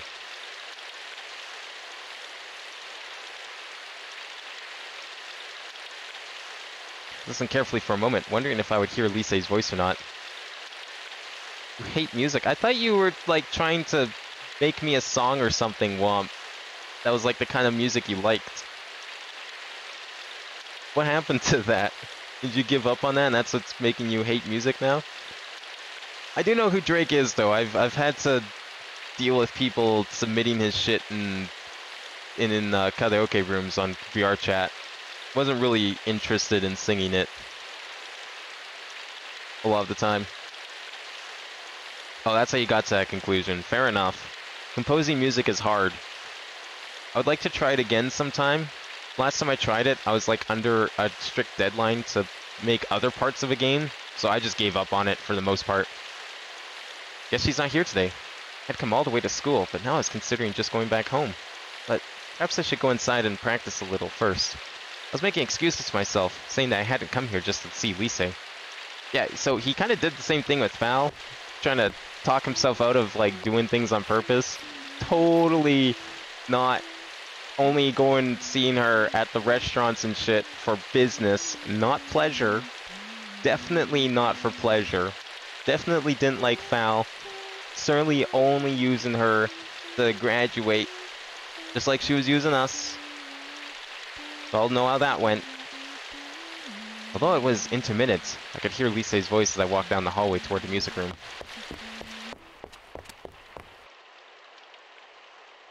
Thinking that she must have just been taking a break earlier, I hurried to the door of the music room. But by the time I got there, it had stopped singing, and the old wing was once again quiet. The door to the music room Lisei was using was wide open. I'd warned her that leaving the door open could be a problem if someone else came here, but she'd forgotten. Guess he's not coming today. Oh shit. She was waiting for us. Whispering this to herself, Lisei seemed disinterested as she played the piano. No reason why he would. First time I had seen her here, she was having so much fun singing that you could tell just at a glance. Now she seemed to be almost bored. And the words she spoke just now, what did she mean by, guess he's not coming? Oh come on, don't be that dense. Sir Fowl like fucking twisted your mind for 3 months straight. You don't have to be that stupid. And then Lisei, who was about to start singing, got up from the piano and turned right around. Hello? Chris? Sorry, I didn't mean to peek, but the door was open. Oh. I was saying almost the exact same thing I had said that other time. But unlike that other time, Lisei's expression was much harder to read. Was she just being shy, or was it something else? Also a little mad because I'm studying right now, then I start having a conflict fit due to pure rage, so I'm taking a break. That's understandable. No, it's possible to go anywhere without listening to Drake. Yeah, no, like... I don't know, she always puts on either music CDs or other radio stations that play songs from like the 80s and 90s. And they're definitely not hip-hop and R&B. And if I'm listening to music, it's going to be music off my phone that's on my SD card that I have chosen to put there. So also, again, because I don't like use Spotify or anything like that, so it would also never come up. Drake's like a super famous R&B hip-hop artist from like the past decade. He's pretty hip with the kids. Is she just being shy, or is it something else? Like, I would say he's as famous today to kids as, like, Eminem and Vanilla Ice were an MC Hammer to kids from, like, 20 years ago. See, those are artists I recognize and have listened to. I know Eminem's still kind of a thing. But, why didn't you come here? I thought I might get some practice in. Oh, I see. Are you here for practice too, Lise? Yes. I was grooming the child going, I know, right? That's kind of what it's feeling like. I mean, how can we posit this in a way that doesn't sound weird? But I can't think of anything, because at best she could be 16, probably 15 because it's only December. That's how high school works. I'm graduating, so I mean I could be 17. That's a possibility. But even so, it's kind of weird hanging out with like the other younger students. They put one of the high schools I went to when I was a kid. They actually had I was in 8th grade, and they had a bunch of 7th graders like in the same high school for some reason. I don't remember why. They had a bunch of 7th graders. I think it was like they were taking high school courses even though they're still in elementary or something like that. And whenever you sit in the cafeteria, they just happened to sit near me, and even that was awkward. I never talked to them or anything, because like I just kept to myself and played my DS in those days. And just even the 7th graders, who were probably only a year younger than me, was still super weird. It's like, I don't know what's gonna happen here. I see. Well, have fun. Yes. I was planning on going over to the next music room, but suddenly she looked troubled. For some reason, I felt like asking her about an ensemble one last time. Words that she whispered earlier, the door that was wide open. The way her facial expression changed when I tried to leave just now.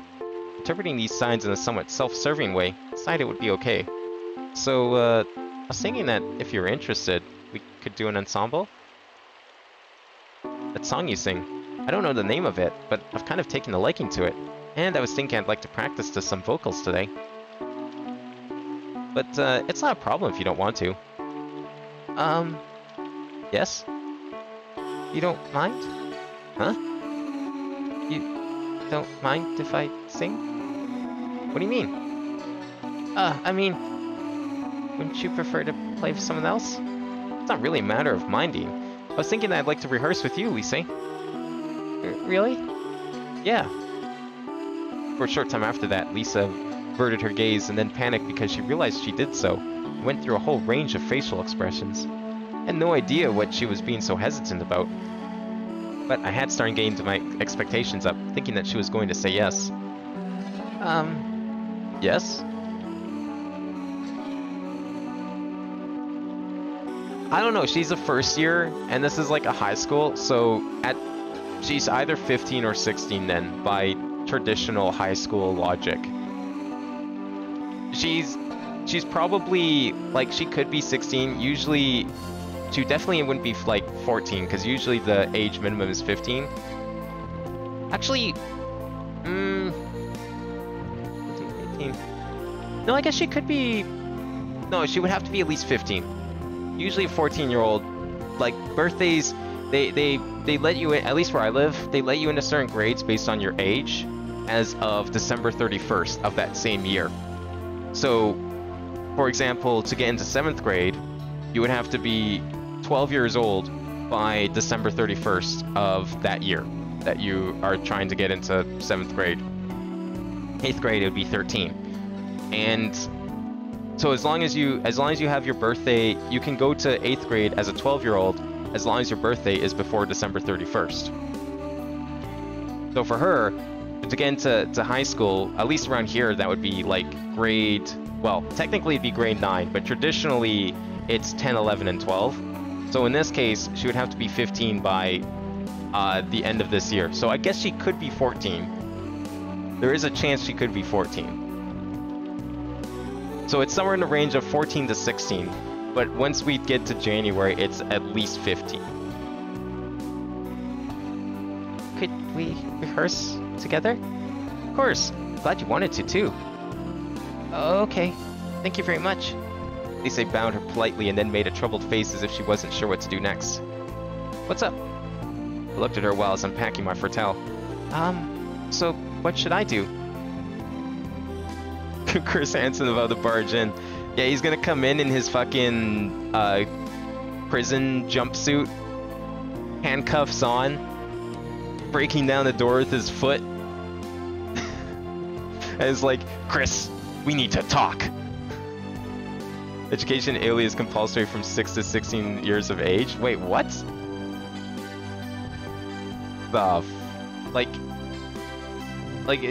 Yeah, so like, you don't have to do 11 and 12? I mean, either way, she'd be in grade 10, so she's definitely here on purpose. But this is also like a specialty music school. You don't just come to these because your parents tell you to. I don't know, maybe you do. But you don't come to these because the government says you have to be in school. You come to these because you like music and you want to be a good musician. So she's not just here because she has to. I would imagine she's here because she wants to, and I'm sure she'll be here for all 3 years. Yeah, Chris Hansen's in prison. He got arrested a while ago. I can't remember what the reason was. I think he, like, someone sued him or something for assault?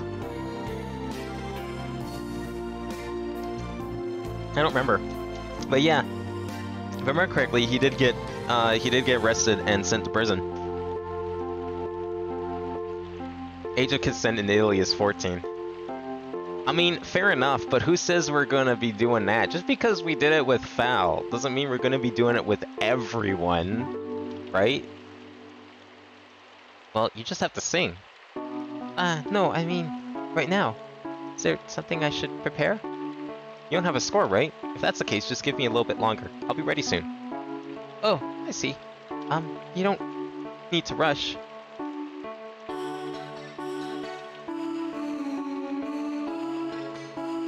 Oh, is that what? There was another time he was arrested, though.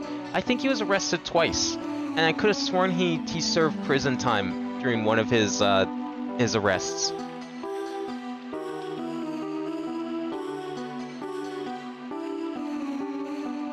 I wonder how other prisoners feel about that. Yeah, watch him like get put in there with like all the... What if he got put into, say, prison? Where he sent all of the other people to. All the pedophiles and molesters to. He just gets put in the same like cell block and stuff. And then during like free recess, they're all just like gathering around him, ready to beat him in. Yo, he's gonna get vibe checked super hard. That'd be hilarious. Yeah, I don't know, like, why did he have to... What happened to cause him to, like, use a bad check? Was it an accident? Did he know what he was doing? Like, why commit fraud when you're a fucking TV star? Surely he must have had a decent amount of money. You would think he's like an upstanding citizen considering what he did every week on national television and how he always seemed to stand by it. And he's just like, nah, I'm gonna commit fraud. Having sex with a child? No, that's terrible. Committing fraud? Yeah, no problem. I'll just go commit some fraud on the side. It's okay, I'm already done. So what do you want to do? Ooh, shall we just rehearse, or do you need to warm up first? I've already finished warming up, so let's try rehearsing. Alright, so let's just go from the top. Okay. Oh, hell yeah. Alright, now we get the full experience. I have no idea how to pronounce that word.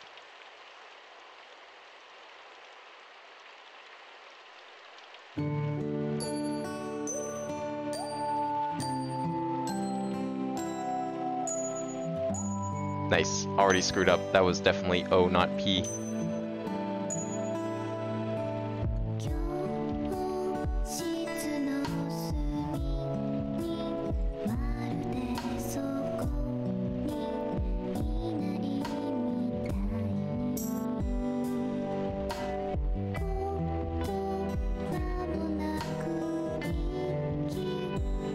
Alright, so there's something I learned from Foul.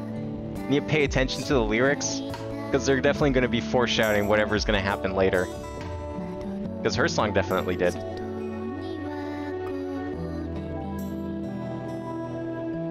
I realized that when I was doing the final performance with her. It's like, damn, these lyrics like basically spelled out everything that just happened.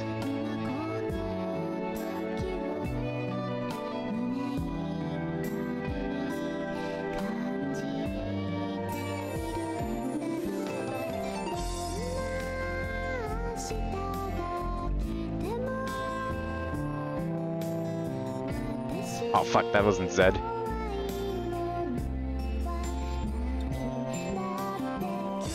That was also not X.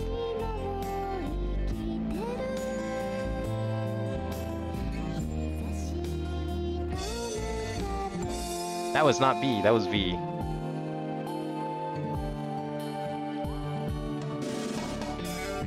That was not Q. Again! I don't know what I was doing there, that was not Q.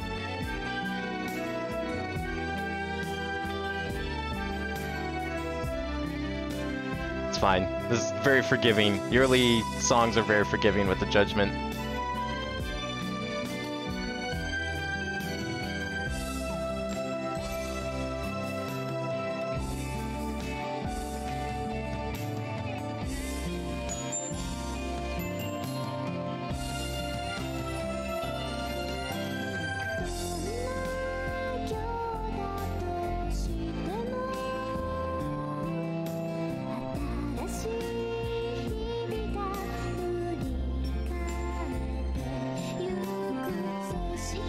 I like how they just forgot to backspace that one coup at the end there. Nice. Good typo. I guess that means if I switched it to Japanese, that means we'd get like actual transcripts of the songs. I thought these subtitles were added on specifically for English, but that pretty much confirms otherwise.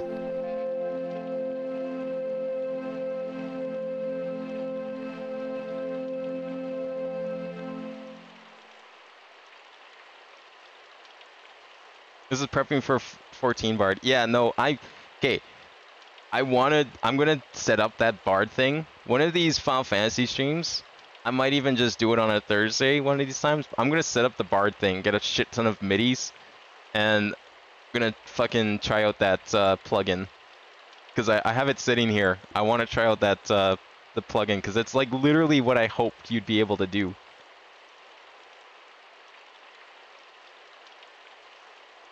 Wage thief is the most common kind of thief in the US.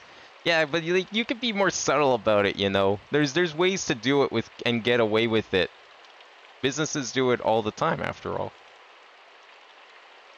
Now I'm at a point where everything is making me a little mad, and this Japanese is making me extra mad. You don't know why. Previous gripes with the language just doubled. What? Wait, what were your problems with the language again? Never came across to me that you had actual problems with it. I mean, criticism, sure, but every language has its issues. No language is perfect. If there was, we wouldn't have so many languages. Even though the song was over, Lisa kept her eyes closed until the final sound of my Fortella disappeared. She almost looked as if she was deep in meditation. When she opened her eyes, she looked completely refreshed. Ah yes, refleshed. That's definitely what I meant to say. That was really good. You too. Good job. Before we knew it, a few hours had passed. During that time, we didn't take a single break as we did our ensemble. Faye was still young, but I already felt the need to rotate my shoulders and stretch out the tension. We both spoke at almost the exact same time, but backing off, Lisa let me go first. I was just wondering about, how long were you going to be here today? Oh, I was going to ask about the same thing. Really? Well, I was planning on practicing until late afternoon. Oh, I see. I was thinking about practicing until about that time too. Wow, what a coincidence. In that case, shall we keep going? Yes. Felt that my Fortella and the sound of her voice went surprisingly well together. It was something I just kind of sensed. It was hard to explain why or how. It may have just been because I was enjoying our ensemble, but perhaps it was something deeper than that. Either way, it was a lot more fun than performing in different rooms with a wall between us. And to be honest, being able to see her face when she sang was a big part of it. Lisa looked happy singing, just like she did the first time I saw her. Alright, how about we... The moment I started speaking, I noticed that my stomach was empty. As usual, I'd skipped breakfast. Hell yeah, my man. Actually, before that, aren't you hungry? No, but are you getting hungry? Yeah, a little bit. I always skip breakfast. You don't eat lunch? Not really, I suppose. I wonder if that's because you eat breakfast properly. No, I don't eat breakfast much either. These people were made for each other. In that case, you eat a lot for dinner? My dinners are pretty normal, I think. You just don't eat much at all? Not really, no. Oh, I'm not really a big eater, but I guess I get hungry around normal meal times. Oh, don't mind me. Feel free to eat something. Well, I'm only going to grab something at the cafeteria. Why don't you come too? If you don't eat anything from now until late afternoon, you're going to run out of energy later. I'm fine. And in an instant, she was making a troubled face again. Seemed like the word cafeteria is what caused it. I think I remember her saying something about not liking crowded places when we first met. In that case, why don't I get you something? Huh? I won't be too long. I'm pretty sure they sell bread rolls and that kind of thing in the cafeteria. But don't worry about it. Left Lise, who seemed slightly bothered, went back to the second hall.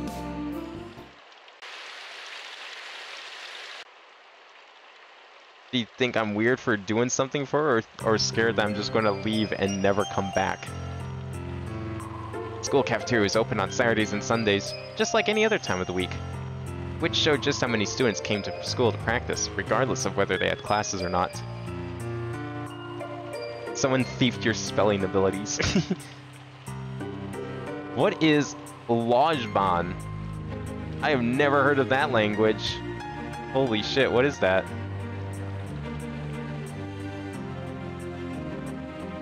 Make a dirty joke about eating, but this is too cute. Yeah, we had Fal for the dirty eating jokes. That was her route. Maybe we'll get some of that in this route too, though. Of course, it was the first time I had used the cafeteria on a day like this. I asked the lady working in the cafeteria about the bread rolls, but it seemed they didn't sell them on weekends. I hadn't actually bought any before, but there was usually baked bread filled with all kinds of things on sale near the entrance to the cafeteria. I guess they were there to be bought and eaten al fresco at home, which there probably wasn't much need for on a weekend. What to do? I decided not to even consider bringing Lisa here. I wonder if I could bring her something as long as I promised to return the plate? I usually didn't bother with the menu, but now that I was looking at it, I wonder what I should get for Lisa. Just then, a voice called out to me from the kitchen. It was the lady who worked the cash register in the cafeteria. Hers was a familiar face. In fact, since I'd been coming to the cafeteria for 3 years now, her face was much more familiar than that of any of the other third-year Fortel students that I never saw anymore. What can I get you today? Actually, I was thinking of eating al fresco, but it's a rare thing to see you here on a weekend. Wait there for a moment, would ya? Not waiting for me to answer, she went off into the kitchen. When she came back, she was carrying a basket that had something in it and handed it to me. This is my lunch. You've been coming here regularly for such a long time, so don't worry about the money. Just bring the basket back when you're done. But I couldn't possibly do that. It's fine. They're really hard working, coming in on a weekend practicing like this. But I never forgot your hopes up, but my lunch isn't really that special. Come on now, line behind you is getting longer. Oh, I'm sorry. Apologizing, I looked behind me, but the students standing there were only looking at the menu board. Yeah, this is kind of weird. The fuck? Imagine going into your cafeteria and then the person working there just hands you their lunch. I wanted to say something, but the lady had already returned to the kitchen. Didn't give me a chance to say anything. There was a bell on the counter near the cash register, which I suppose I could have used to call her back, but I decided it was best to simply accept her kindness and thank her properly afterwards. Worried that it was only a meal for one woman, I took a look inside the basket. However, I found that the amount of food was befitting of someone her size, and that would be enough for both Lisa and me. Oh my god.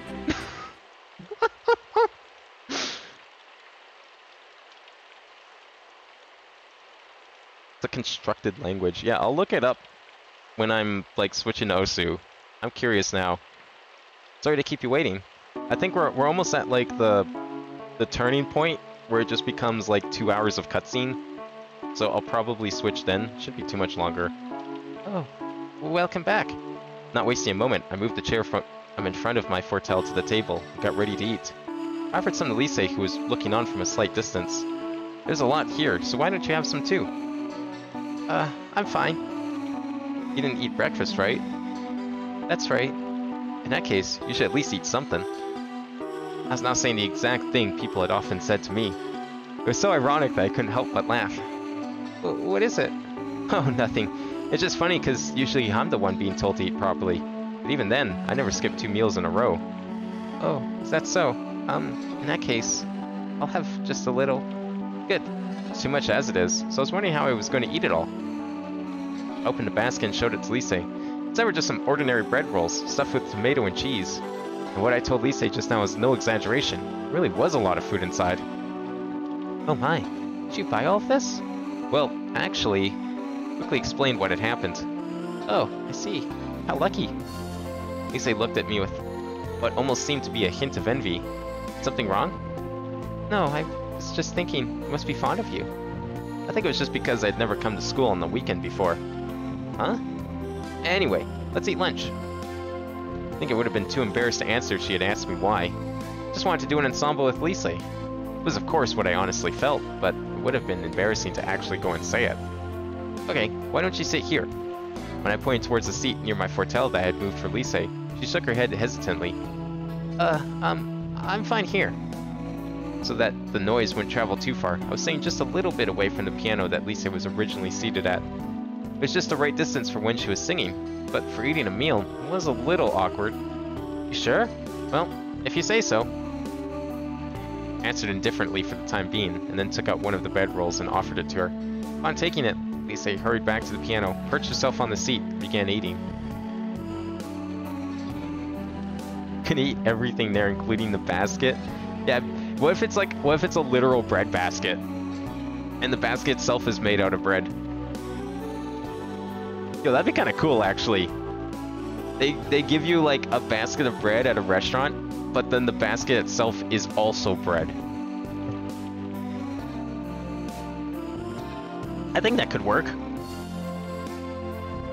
I would imagine it wouldn't be something a normal restaurant could do, but I think it would be structurally sound. Like, if you roll the bread into, like, a really long, like, cylinder or snake, and then just kind of used it to kind of put together like a basket shape, you could probably do it, and then you would just need some sort of like support to bake it in that form. Yes, bread bowls are great. That's easy though, because like a bread bowl is just like you take a loaf and you scoop out the middle. But like if you're trying to make like a whole basket, I feel like it'd be possible, just a ton of work. Be kind of cool to see though, a literal bread basket. Looking at her from where I was, I could see that she really had a delicate frame. I thought it was just a normal bread roll when I held it, but in her hands it looked quite big. This game has like an obsession with sandwiches because Fel also brought sandwiches, and coincidentally, but totally not coincidentally, enough for 2 people. But she totally played it off as like, not for 2 people. Also, who cuts bread rolls like this? I'm sorry, but look at this. This is the top of the bread roll. This is where the steam escapes. But whoever cut this bread roll decided to cut it right down the middle. You're supposed to cut the roll like this, like around this way. So you have the top half, and you have the bottom half. Who the fuck cuts it like this? However, seeing that now and thinking about it, it makes each part of the bread more symmetrical, because now each side has a little bit of everything. So actually, thinking about it now, that's actually better. I've just never seen it done. But I might start cutting them like that, because that makes a lot more sense now. But you wouldn't cut like a hamburger bun that way. That would be weird, because that would create some really awkward pieces. But I guess it works for this kind of roll.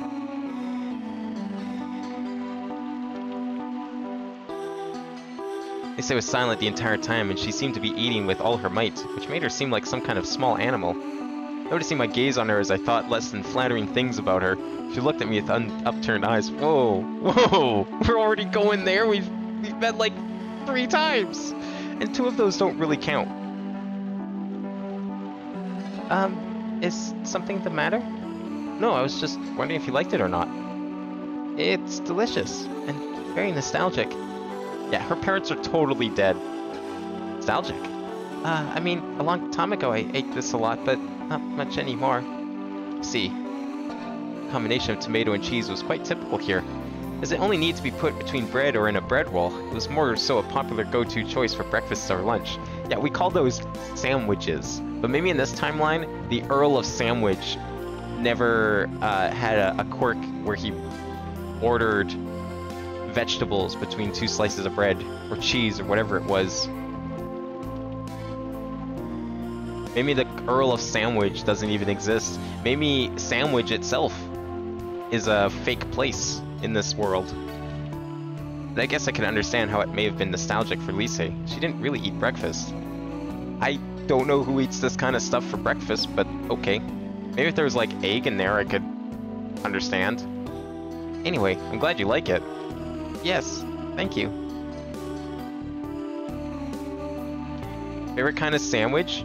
Probably what she's eating. Although I might throw some like turkey or roast beef in there, but honestly, not really, can't really beat like a good old-fashioned cheese, lettuce, tomato, and meat sandwich. That's the kind I usually end up making. But if I'm feeling like not super lazy, I might go through the trouble of making like a grilled sandwich with like cheese and mushrooms and peppers in it. Maybe some onion too. Usually not a sandwich though.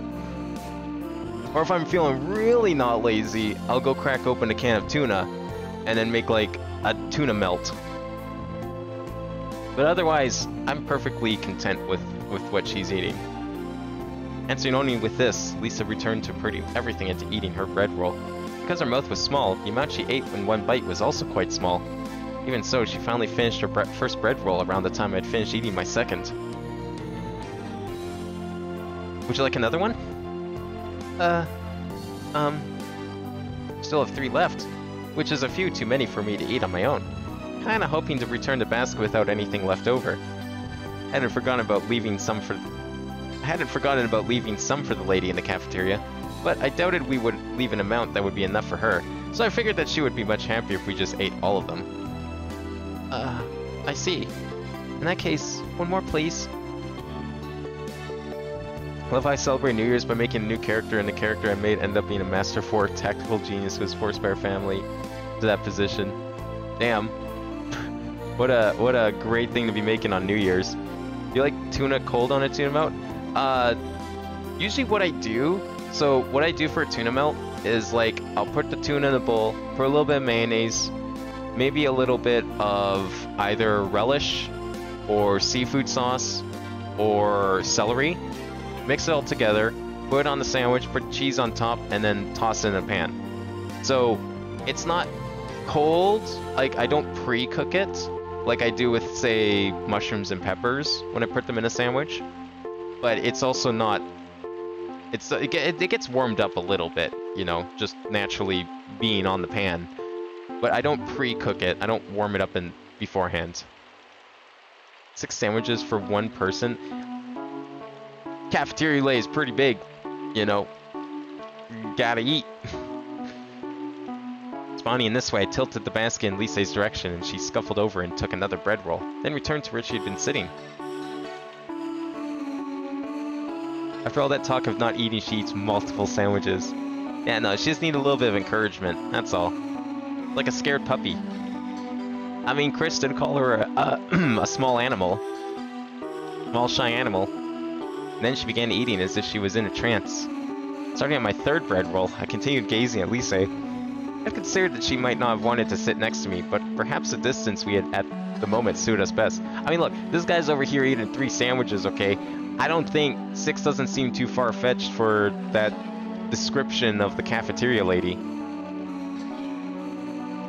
Also, it's interesting they translate it to cafeteria aunt, because in Japanese, you might kind of use the same words for, like, old woman, aunt, and grandmother.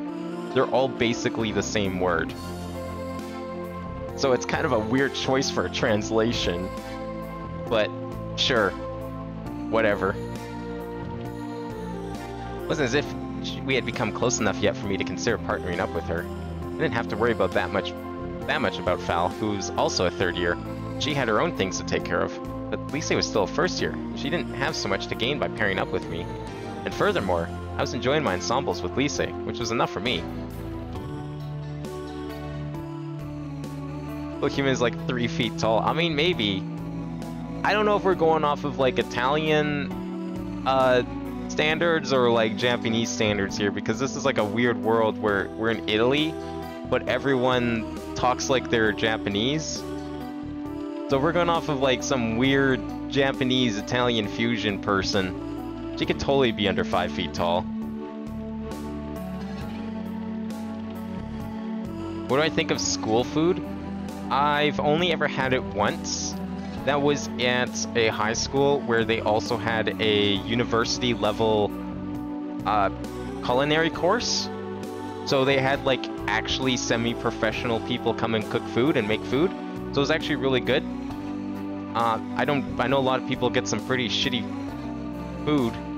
The only time you could say I had shitty quote-unquote food at school was in elementary. And because the elementary school I went to, like the 1 year I did, they ordered pizza twice in the year, and it was always from Little Caesars. So I mean, if you don't like Little Caesars, I guess you could call that shitty. But it was either that, or I went to a school where they had actual professionals cook food, and the couple times I ate there, it was like actually good stuff.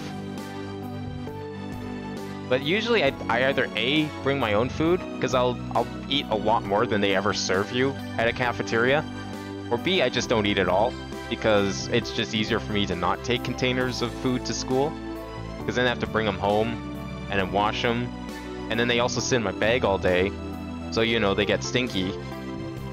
So I just usually don't bring food to school. But if I do bring food, it's like 2 sandwiches, a container of like celery or carrots or something, and then that's it. Maybe I'll bring like some, if there's leftovers or something, I'll usually take a fairly large helping of that. I usually eat a lot of food. This guy eating 3 sandwiches, that's me. 3 sandwiches is nothing. I've made 3 sandwiches at home before, sometimes. No matter how much she ate, it seemed as if the bread roll she was holding wasn't getting any smaller.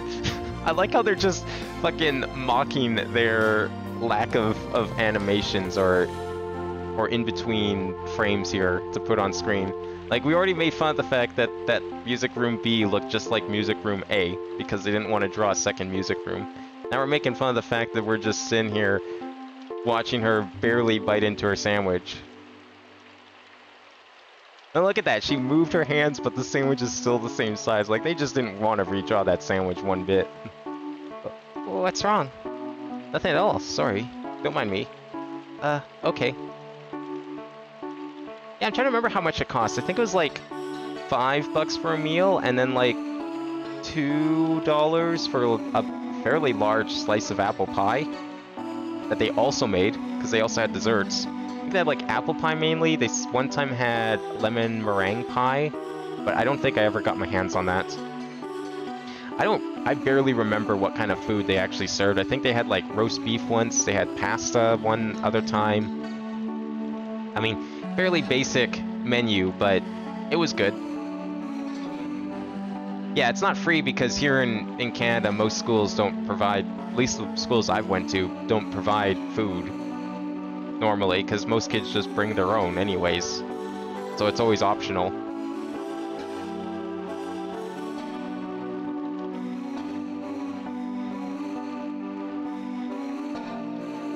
Yo, an actual food truck coming would be kind of sick.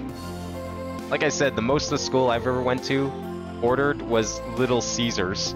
So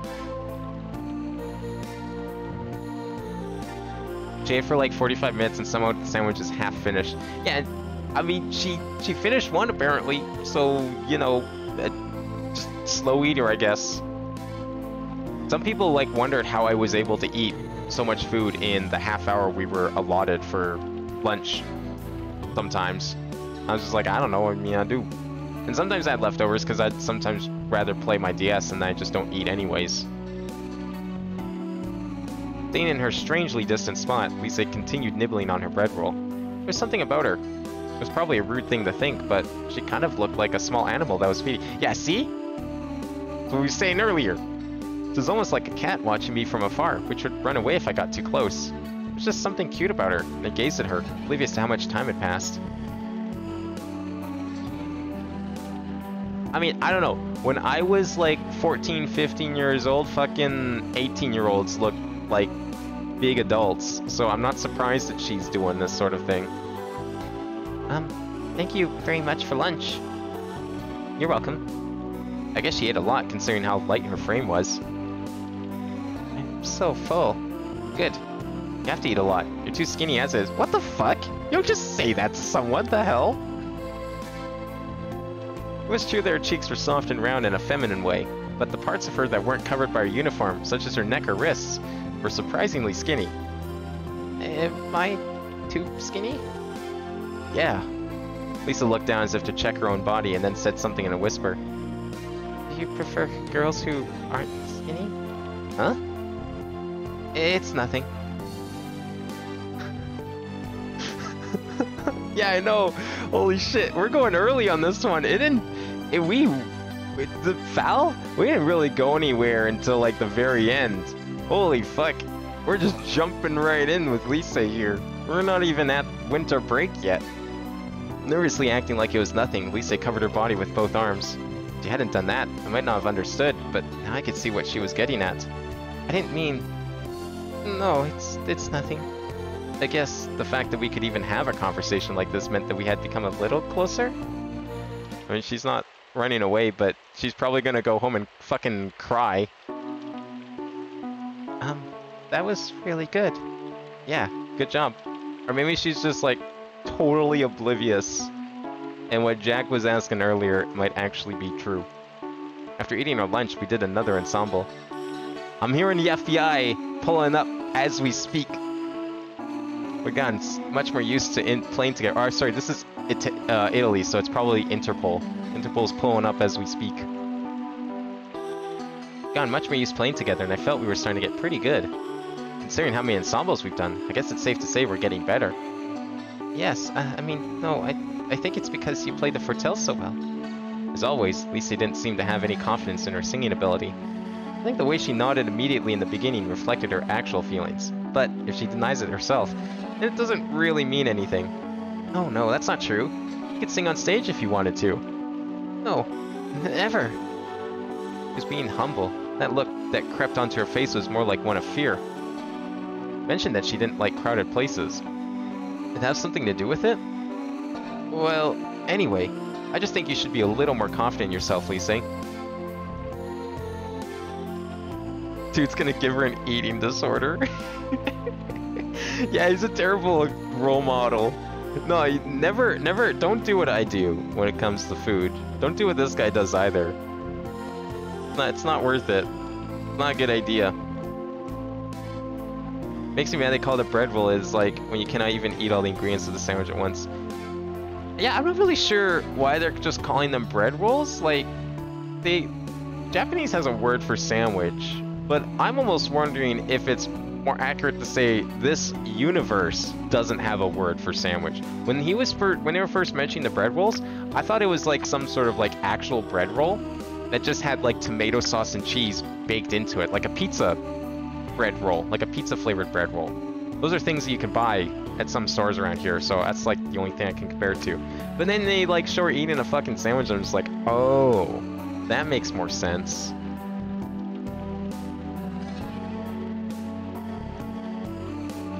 He says good job after eating. I think I'm almost wondering if good job possibly is like, so obviously everyone knows itadakimasu in Japanese. That's what they say before they eat. And then after you eat, you say gochiso-sama, which is like thanks for the meal. So there's not really an equivalent of that in English necessarily. And in this case anyways, it'd be weird to say that in English because Chris didn't make the food. Lisa didn't make the food. He just took the food. Maybe Maybe it's like their attempt at filling in that space. I'm not sure. Could be. Sometimes you can just tell when they're trying to replace like Japanese idioms and phrases that clearly don't work in English. Is her head flat on one side? I think it's just like the weird angle, but yeah, like you mean over here? Yeah, it kinda, it does give like off a weird impression that her face is like a little uneven. It does kind of look like this side's not as round as this side, but I'm sure it's just the angle, because when she was eating it looked fine. So, shall we get going? Doubt any of the teachers would come by here on their rounds, but it'll be a pain if the school gates are closed on us. Sure. I avoided any more topics that would make her uncomfortable and spoke cheerfully on purpose. I don't know if Chris is doing a good job on that. It doesn't seem like it's a hard thing to do in the first place. He just seems to suck at it. I wasn't aware of the reason, but I was now positive that Lisa had no confidence in her singing. That's probably why she was practicing by herself in a place like this. Perhaps she disliked crowded places because she didn't want anyone to hear her sing. Well, I'm ready now. Shall we go? Yes. Lisa didn't have anything to pack up, so after I put my foretell in its case and stood up, we both headed out. Also on our other side of the clip? Okay, I'll have to check that out in a few minutes. Yeah, Chris is kind of a dick. He's a really dumb dick, though. Like, he definitely shouldn't have fallen for any part of Fal's scheme last week. He also, how he ended up going out with Fal and they ended up staying together and basically getting married also makes no sense. He basically said, I understand you're manipulating me, but if you are manipulating me, that means you must love me because you chose me to manipulate. Specifically, out of all the people here, you chose me. So it must be genuine on some level. So I will go out with you. We will go home together. Fuck the other girl that I was writing letters to. Already broke up with her. We're gonna stay together. And at no point did she let up on reminding Chris how manipulative she was and how she's such a terrible person. And all Chris was like, no, it's fine. You're being too hard on yourself. Even though she fucking proved it already.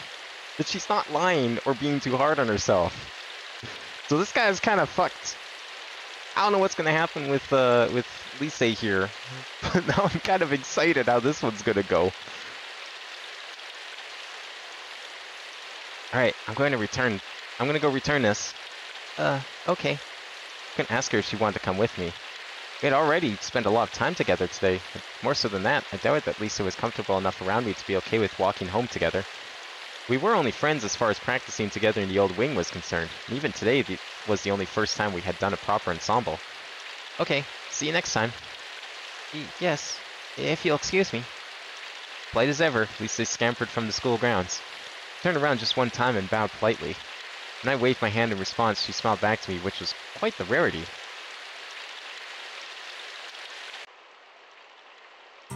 I like how he just assumes that she wouldn't want to go with him, when it's quite clear that she was waiting all day for him. Like, at least ask her. She's not gonna fucking run away from a question like that. I went and returned the basket, and upon taking it from me, the cafeteria lady smiled happily. You ate the whole lot. I'm glad I went through the effort of preparing them. Thank you very much. I wanted to leave some for you, but they tasted so good, and you're a growing young man. I wouldn't have it any other way. She laughed heartily and headed back into the kitchen. Thank you very much. Probably hadn't heard it, but I thanked her again and then headed home. How to not pick up on relationship flags 101. Imagine using this game in particular. Like, it's one thing to use a visual novel as dating advice, but imagine using this game in particular as dating advice. I feel like this one's like an extra tier above the rest. I'm home. Welcome back. Despite the fact it was a weekend, Forney had placed a towel just inside the doorway for me. Thanks for the towel. Saying this, I dried my hair before going any further. You're home late. You're in your school uniform. Could it be you went to school? Yeah, I wanted to get some practice in. That's kind of rare for you. I guess it is. But Who did you practice with? Hmm? With Lisa. Oh, you two practiced a couple of times last week, right? I didn't think you'd make plans to practice on a weekend, too. We didn't actually make a plan as such. I told Forney about everything that happened that day. How we did some ensembles and how we ate the bread rolls together. Okay, Rain's pretty light, so maybe things are looking up in this timeline? I'm not sure. It got pretty light during parts of Fal's timeline, too. Forney laughed, saying that we didn't suit each other. I was fully aware of that myself, but for some reason I couldn't just leave her be. Deep down in my heart, I felt she kind of resembled Ari. That what this is all for? He misses Ari so much. He just found another girl that looks and acts just like her. And is going to replace Ari with the new Ari. The new not Ari. Had a quick lunch, slung my fortel over my shoulder, and went outside. I ignored the constant rain and hurried to Torta's house. The area of the house I was heading to existed alongside rows of apartments built for students like me. Did we read all this? This is the same scene. We went with go see Granny, had her house, had dinner, hung out. I'm guessing she's like the actually good end, so I'm kind of was trying to save her for last. But I would imagine that's like the ideal end. How much of this is like repeat? A lot, apparently. Is this all repeat? I imagine it is. Yeah, no, this is all repeat. I remember this shit. I haven't seen this in like weeks. Wait, what was today? Fuck. I guess we're going to the old wing. I mean, yeah, no, it makes sense. Why? Where else would we go? Wandering in the general direction of the old wing, I was stopped by Torta. At least, like, aside from the weirdness of the first couple choices we have to make sure we take, the game doesn't seem too complicated to figure out. It's just like, go pick the room of the girl you want to hang out in, and make sure you don't pick any other rooms, or you'll screw up. Chris, do you have a moment? Huh? Yeah, what's up? There was something I wanted to ask you about, but are you okay for time? Yeah, sure. Even if I went straight to the old wing, Lisa wouldn't be there. So it didn't matter where I passed the time. I sat myself down and waited for Torta to speak. Have you been making sure to practice recently? Yeah, somewhat. I had been practicing, although it wasn't practice for the graduation recital. Oh, okay. I didn't really see you at the practice rooms last week, so I was wondering. I know, but I've still been practicing. That's good to hear. But who have you been practicing with? The girl in the first year, from the vocal course. Would have been a good idea to hide it from her. It was a big if, but if Lisa and I ended up performing the graduation recital together, Torta would be hurt if I didn't tell her beforehand. How'd you make friends with someone like that? It was just by coincidence. But a first year, huh? What's she like? She's quiet. Is she a good singer? I think so. You don't sound so sure. Oh well, introduce me to her someday. Yeah, why not, if the opportunity arises. Spawning in this way, I actually thought that perhaps this would be good for Lisa too. Torta was a third-year voice student. It might help Lisa with her confidence if she was to receive acknowledgement from such a third-year student. Oh, actually, what about today? Huh? Today? We haven't made an agreement to meet, so there's no guarantee we'll see her. That's fine with me, but what about her? That's a good question. She can be pretty shy, but perhaps it'll be a little easier for her to talk to you since you're her senior in the vocal course. I was expecting you to be a little more against the whole idea. Why would I be against it? Says the person who refuses to even ask if a girl's gonna go with her, assuming that she's too shy to go to the cafeteria with him. Kind of imagine that you were meeting this pretty first year and keeping it a secret from me. That's some imagination you've got there. Anyway, she's still in the class at the moment, so either way we're going to have to kill time for a while. The penultimate choice is if you're atheist or not. Oh, that'd be great. I mean, we did kind of say fuck the church with Fal. I think Fal was pretty hardcore atheist, but my choices at the start of that route, like where I had to tell Torta if I believed in God or not, didn't seem to matter. We got the good ending regardless. But Val seemed pretty adamant that we didn't go to the church. Which is weird because she was looking forward to go to the church. And then we got online and she was just like, ah, fuck this. Let's go somewhere else. We can go pray anywhere. We don't need to go to the church and get a blessing or some shit. So we're just gonna leave. Sure, I'm gonna get myself something to drink. I'll have a chocolata, thanks. Alright.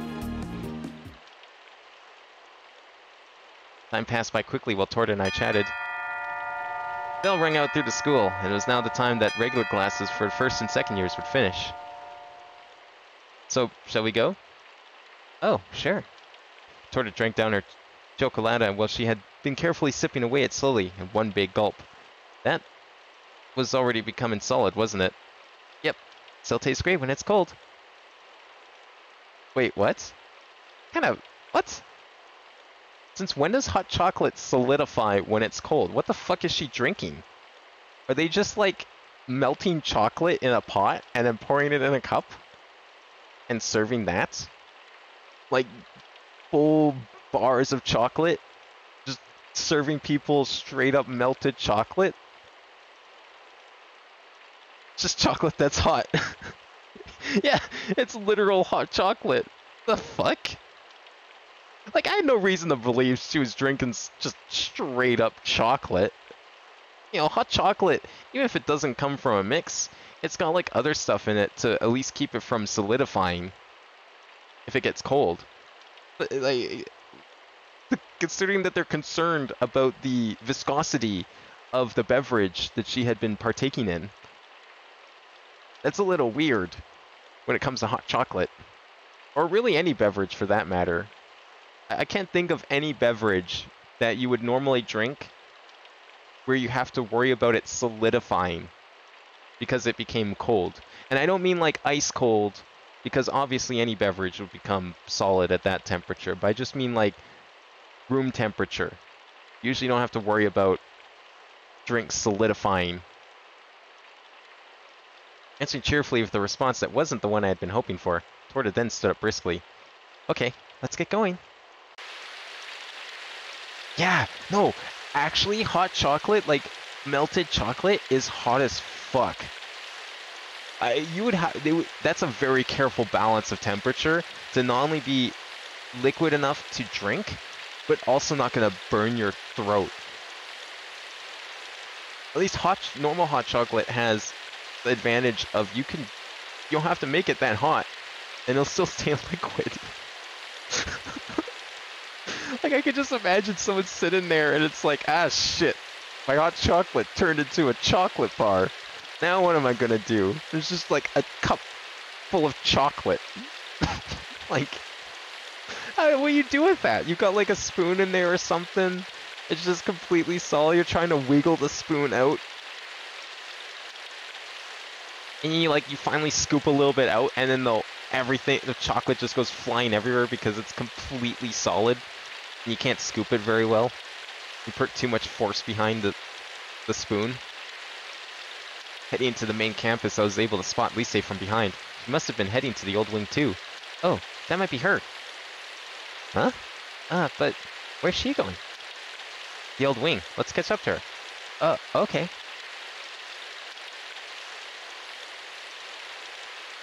Hey, Lise. Calling out to her, I tapped her on the shoulder from behind. Waiting for Lise to turn around and say something. I noticed that she was about to run off without even looking back. Huh? Before I knew it, I had grabbed her hand. Let me go. Sorry. On hastily letting go of her hand, Lise finally looked at me and made a surprised face. Chris! Hey, sorry about that. I didn't mean to grab your hand like that. It's just you started to run off and... It's okay. I didn't realize it was you. I'm sorry. We're both apologizing to each other, but there was something I couldn't help but wonder about. Would she have just run away if it hadn't been me? And why? I wonder if she had friends who would make playful jokes like that. But seeing how frantically she was apologizing, I was unable to ask anything. She's totally an orphan like Val. Maybe they were even in the same orphanage. You can stop apologizing. More importantly, I brought a friend with me today. I introduced Torta, who was standing behind me, unable to keep up with what just happened. Actually, no, wasn't Fowl living on the streets? So never mind. I don't remember. Oh, nice to meet you. I'm Chris's friend, Torta. I'm in the 3rd year of the vocal course. Before Torta could even finish introducing herself, Lisa began to tense up and move back as if to hide behind me. Sorry. Apologizing to both of them, I then spoke in a tiny voice that only Torta would be able to hear. I told you she was shy, didn't I? Torta, now realizing what I had meant, nodded somewhat confusedly. Sorry to suddenly show up like this. I just happened to be passing by. Anyway, I better be going. Oh, I'm sorry. Holding on to the sleeve of my uniform, Lisa immediately apologized and then went quiet again. Was Lisa like this the first time I met her? I had a feeling that it was even worse when we first met, but recently we've been spending a lot of time together, so perhaps it was just my imagination. Well, I'm glad I am your senior after all, so feel free to talk to me if you ever need help.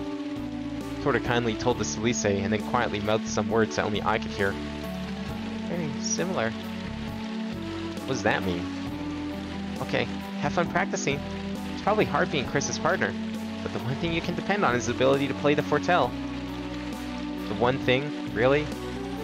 Barely responded, and that was all I had. Watching Torta head off as if nothing ever happened, I couldn't help but think about the meaning of what she said. It was true, Lisa was probably very similar to Reed. Similar to Reed when she was in her worst state. Oh, I'm sorry. I just thought it might be good for you two to meet, since Torta is your senior in the vocal course and all. I'm so sorry. But what? I don't think Torta minded. Anyway, let's get going to the music room. Oh, okay. I see what he's doing. And if someone were doing that to me, I wouldn't like it. Even after arriving at the music room, the expression on Lise's face still hadn't changed. Seriously, you don't need to worry about it. It was my fault for suddenly bringing her anyway. But that's not it. Come on, let's just do an ensemble. I had a feeling that things weren't going to improve if we kept talking like this. Got my fortel set up quickly and played a first chord. We have to play again, or no, probably not. I wasn't expecting her to suddenly start singing with a smile on her face, but Lisa continued to just look at me with the same expression on her face. Something wrong? What did Torta mean by partner? Ah, you're a first year, so no wonder you don't know. So, in March there's a graduation examination coming up, and since I'm in the fortel course, I have to do an ensemble for that examination. One with vocals, that is. But... And besides, Torta was just getting the wrong impression, so don't worry about it. Wait, is it Symphonic Rain today or just those two? No, it's gonna be both today. I was hoping to just, like, get to the break, but I don't know if that's gonna happen. It might just say fuck it and not.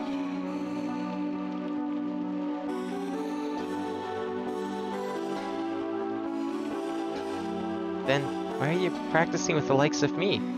What Lisa said was unusually frank for her. Truth be told, Lisa may have been right. But the way she said the likes of me bothered me. Even so, I'd kind of been thinking that would be nice if I could end up having you as my partner. Yeah, let's just put the fucking graduation recital pressure on someone who just got to this school like 3 months ago. Good going, Chris. Really fucking smart. But it became the truth of the moment I put into words. I hadn't spoken of it because we'd only done ensembles once together, but I was thinking of asking you about it eventually. Of course, I wasn't going to try and coerce you or anything, just if you're interested, you know. Lisa, who was incredibly shy, this was probably all too sudden. Me also, it was something I'd only thought of right this moment. I brought up something else as cheerfully as I could in an attempt to avoid talking about this anymore. But more so than that, I'm just really enjoying our ensembles at the moment. Why don't we put the partner thing aside for now and do an ensemble? You're not enjoying the ensembles, Lisa? That's not true. Not today? No, we can. Thanks. I'm all ready to go. How about you, Lisa? Me too. I sang in class earlier, so... Great. In that case, let's get started. Yes.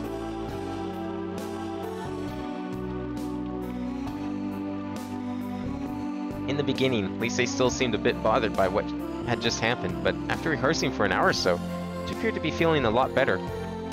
Now she was singing happily again. I could really tell that Lisa loved singing. also really felt that she needed an opportunity to show that to an audience. It didn't have to be my graduation recital.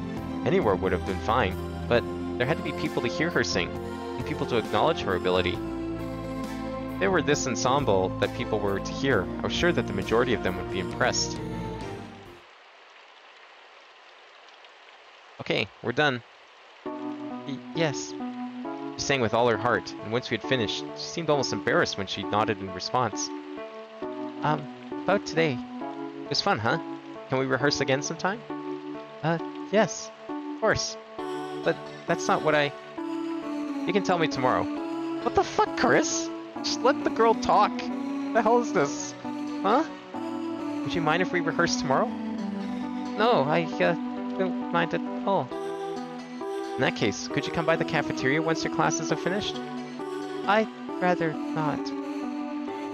We're not gonna eat there or anything. You only have to drop by, okay? Yes. Thanks. So, shall we call it a day? Okay. Saying this, Lise, who still looked hesitant, started to get ready to go home. It wasn't out of the question that she could have an extreme case of social anxiety, but even then, still felt that Lise needed to sing in public.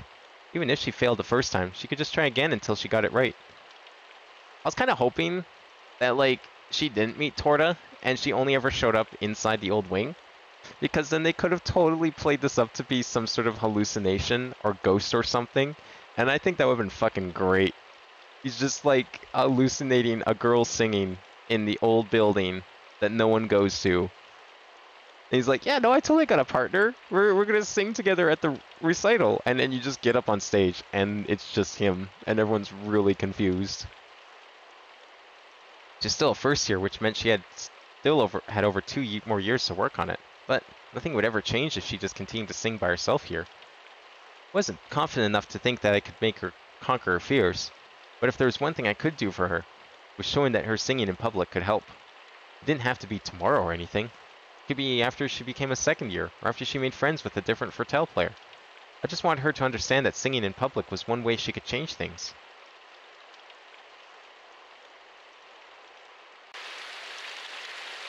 Well, I'm going to head out home now. I'm going home too. Alright, shall we go part of the way together?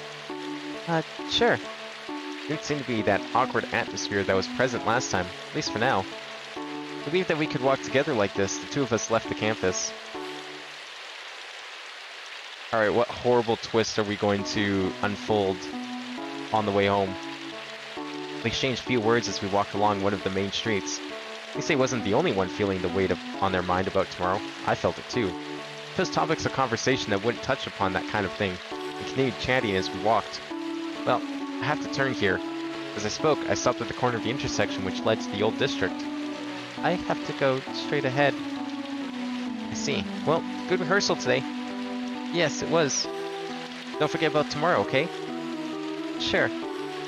Lise responded in a somewhat firm voice. I watched her walk off toward the news district, and then headed home. Oh, she's a rich girl! Oh, hell yeah, that's already better than foul. Fucking gold digger Chris over here. Really wanted tomorrow's ensemble to be a success. Contrary to the weight I'd been feeling earlier, I also had such a hope in my heart.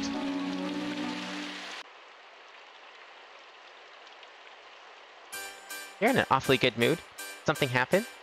Nothing out of the ordinary, no. I enjoyed the ensemble with Lise today, but that was showing on my face? Regarding my partner situation, I doubted that Lise in her current state would ever say yes. And I also knew that I had more important things to do. Forney was looking at me quizzically.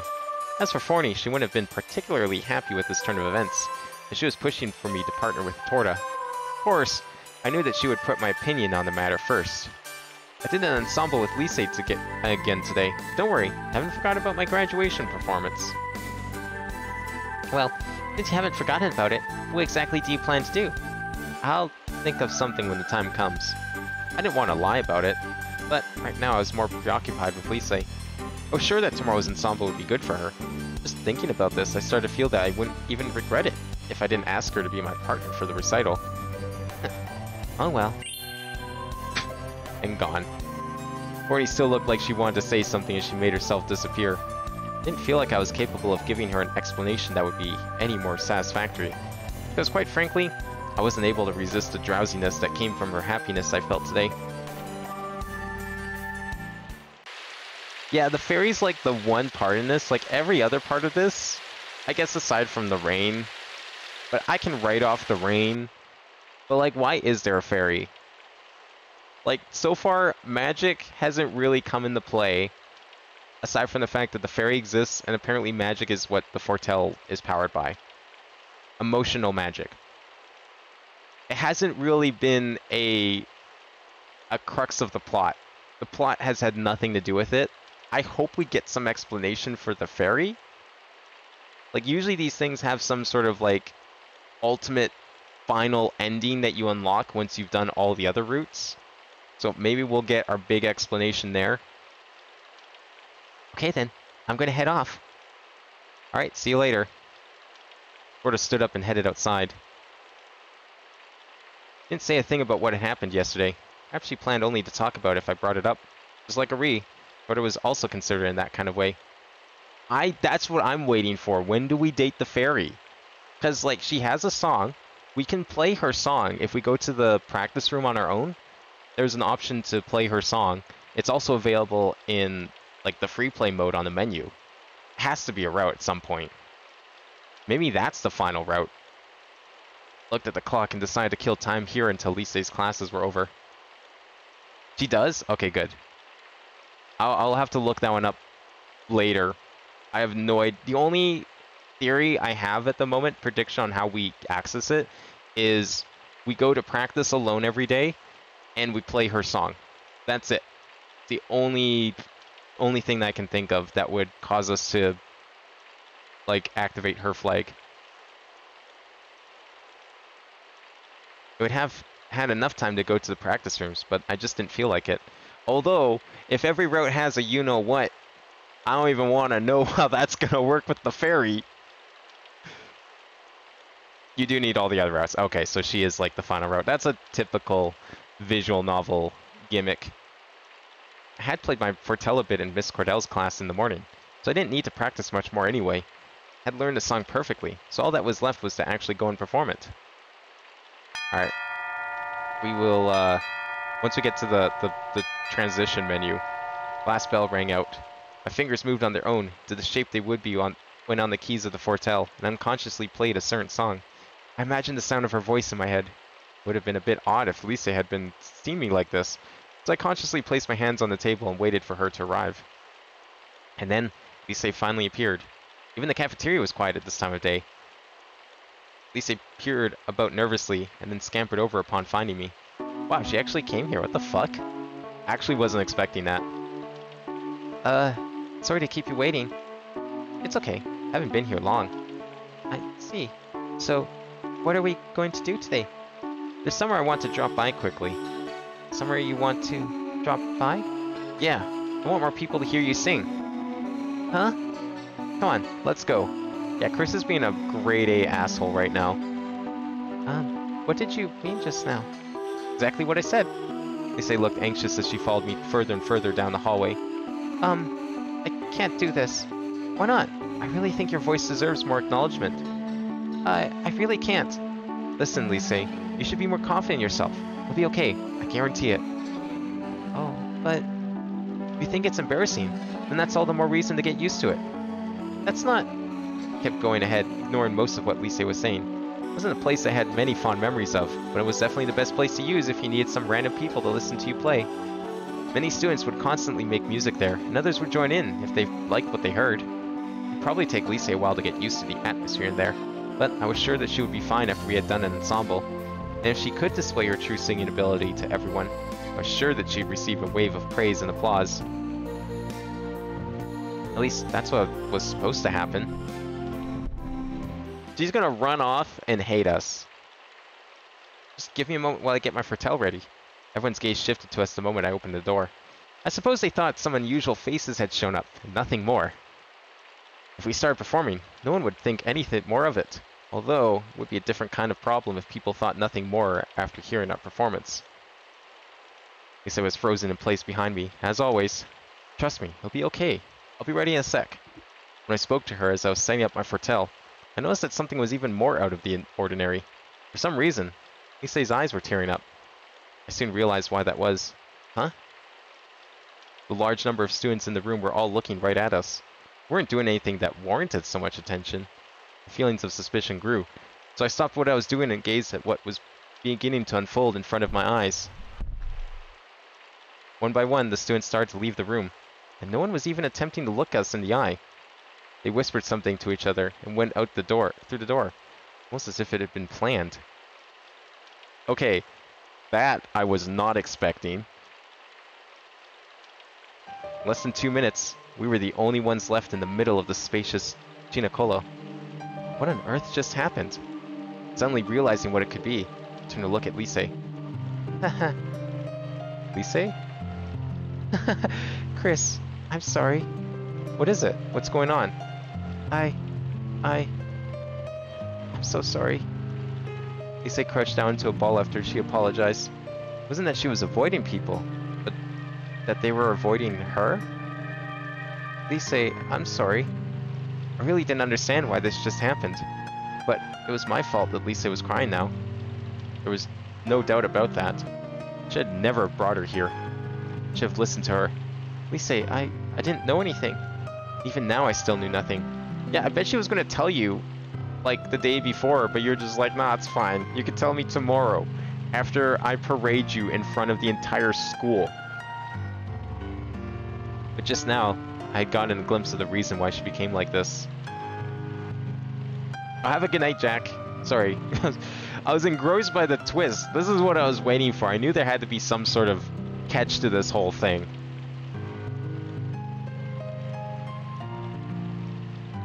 It seemed like she was being bullied. Never imagined something like this would happen at this school. There were a lot of students who seemed so refined, but perhaps I just never realized because they never got particularly involved with the other students. But even so, Lisei, let's just get out of here. She was still crouched down into a ball. I couldn't force her to stand up, so I did the only thing I could do and crouched down next to her, laying a gentle hand on her shoulder. I was hesitant to even do something as little as that. I'm so sorry. Looking about the room in a state of confusion, I heard the tiny sound of the door opening behind me. Thinking that someone had come back into the Chinacolo, I turned around and see someone very unexpected standing in the doorway. Chris, Lisei. Huh? Val didn't say anything as she moved closer to Lisei, and then spoke to her gently. Are you okay? Well, Sita. Lisei finally raised her head, and upon seeing me turned away. Chris, do you think you could give us some space? Sure. Seemed that they knew each other. Either way, there was nothing I could do right now. I think she actually... Lisei did appear in her route near the end. Somewhere. They were walking in the hall together now that I think about it. So this makes sense. And now I'm wondering what exactly is going on here. Lisei probably didn't want people to watch her cry either. And furthermore, I was undoubtedly the cause of all this. Perhaps I shouldn't stay here. Sorry, please take care of her. And, I tried to finish my sentence and say that we should talk later. Val cut me off by nodding in a way that showed she already knew what I was going to say. Would you mind waiting somewhere that's not outside the door, like the cafeteria? Sure. When I went to leave after bowing deeply, Val silently nodded to me one more time.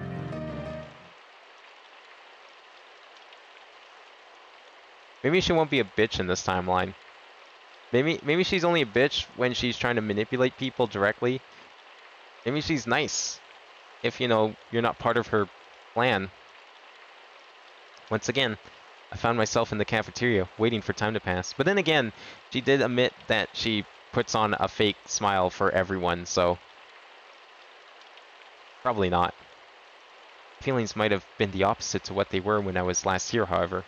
I was concerned about the situation that Lisei was in, and I regretted my thoughtless actions that put her in that situation in the first place.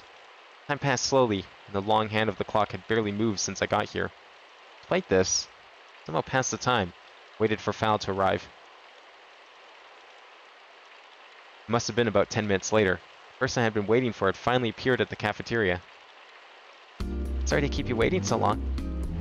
That's okay. Val sat herself down across from me. Previously stern manner seemed a little more relaxed now. So, how's Lisei? For the time being, I had her go home. I see. But Why were you there, Chris? I wanted to ask you the same thing, but I guess I'll go first. And thus, I explained in detail how Lisa and I had been rehearsing together in the old wing recently. Now I want everyone to hear her sing in the Tinacolo. I was aware that there were a lot of details I probably shouldn't have talked about, but Fal's gentle voice incited me to speak more. Before I knew it, I had told her everything. Yep, typical Fal. Typical Fal. Wasn't a problem that I could handle alone. I had a strange feeling that Fal might have known something, and that it would have been best for me to talk to her. And that's what happened. So that's what was going on. So why were you there, Fal? It was just by coincidence, but I happened to be walking through the hallway near the Cinecolo, when suddenly a lot of people came out. Oh, but you saved the day. I didn't do anything, really. Are you and Lisa friends? I wouldn't say we're friends, but we've spoken a couple of times, like this. Do you know any details about any of this? I'm sorry, I really don't know anything either. I see. However, I have heard some unpleasant rumors. What kind of rumors? She killed her parents. Ones I'd rather not repeat. Ones that would hurt Lisa's reputation. Val looked uncomfortable, as if she tried to avoid it saying anything directly. It seems like her reputation isn't very stellar in the first place, so I mean, how much worse could it get? Something that would hurt Lisa's reputation? I wonder why anyone would want to say things like that about Lisa. I, for one, could not think of any reasons. I don't know who started the rumors, but it seems they're becoming quite widespread.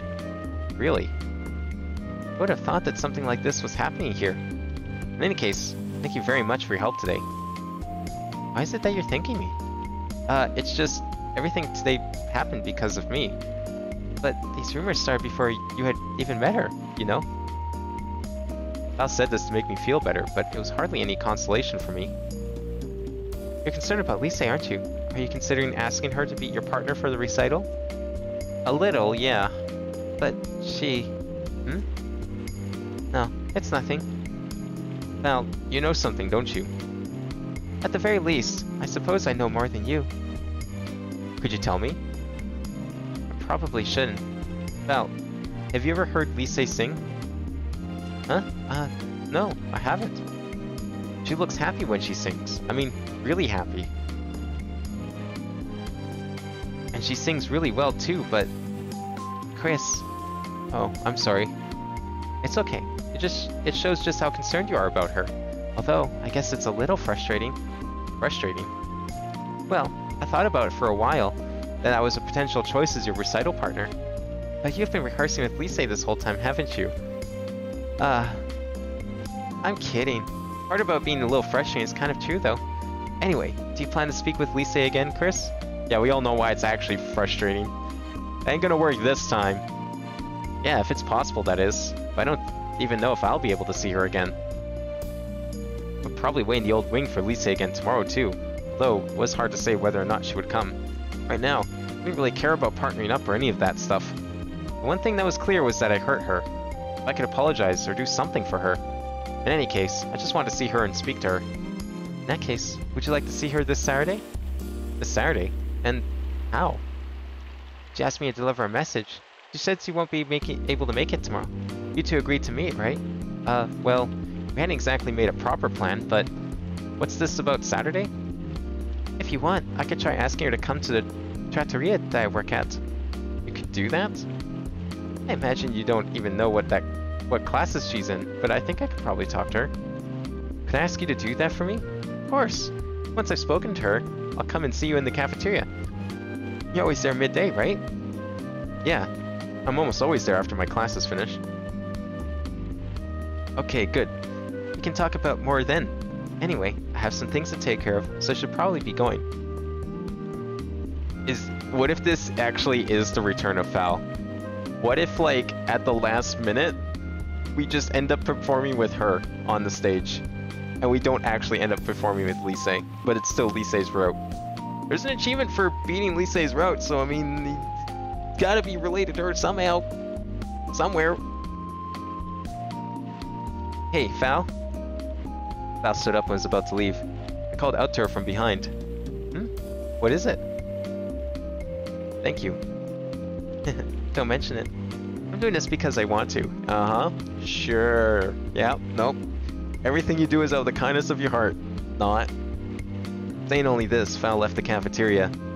I stayed in the cafeteria for a bit longer, thought about what I should do. I had the feeling I wasn't going to be in the mood to practice much until the weekend, but I didn't feel that I'd be able to discuss this with Forney either. She'd probably get angry if I didn't try to find a partner for the recital, so I need to find a good way to kill time. All of that is an issue for tomorrow. For the time being, all I can do is think about what I should do next. Alright, that seems like a perfect spot to end it. If this is tomorrow, yep. Okay, let me save.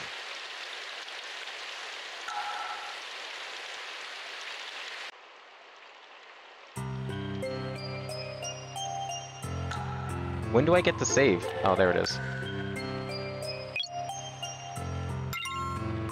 There we go. Alright, we'll play some Osu for a bit. We got a good cliffhanger here. Who knows what exactly is wrong with Lise and why she doesn't want to... Why she doesn't want to sing in public, or why everyone hates her. Not that she's shy, everyone else hates her. In a raid, oh man. That's definitely more important.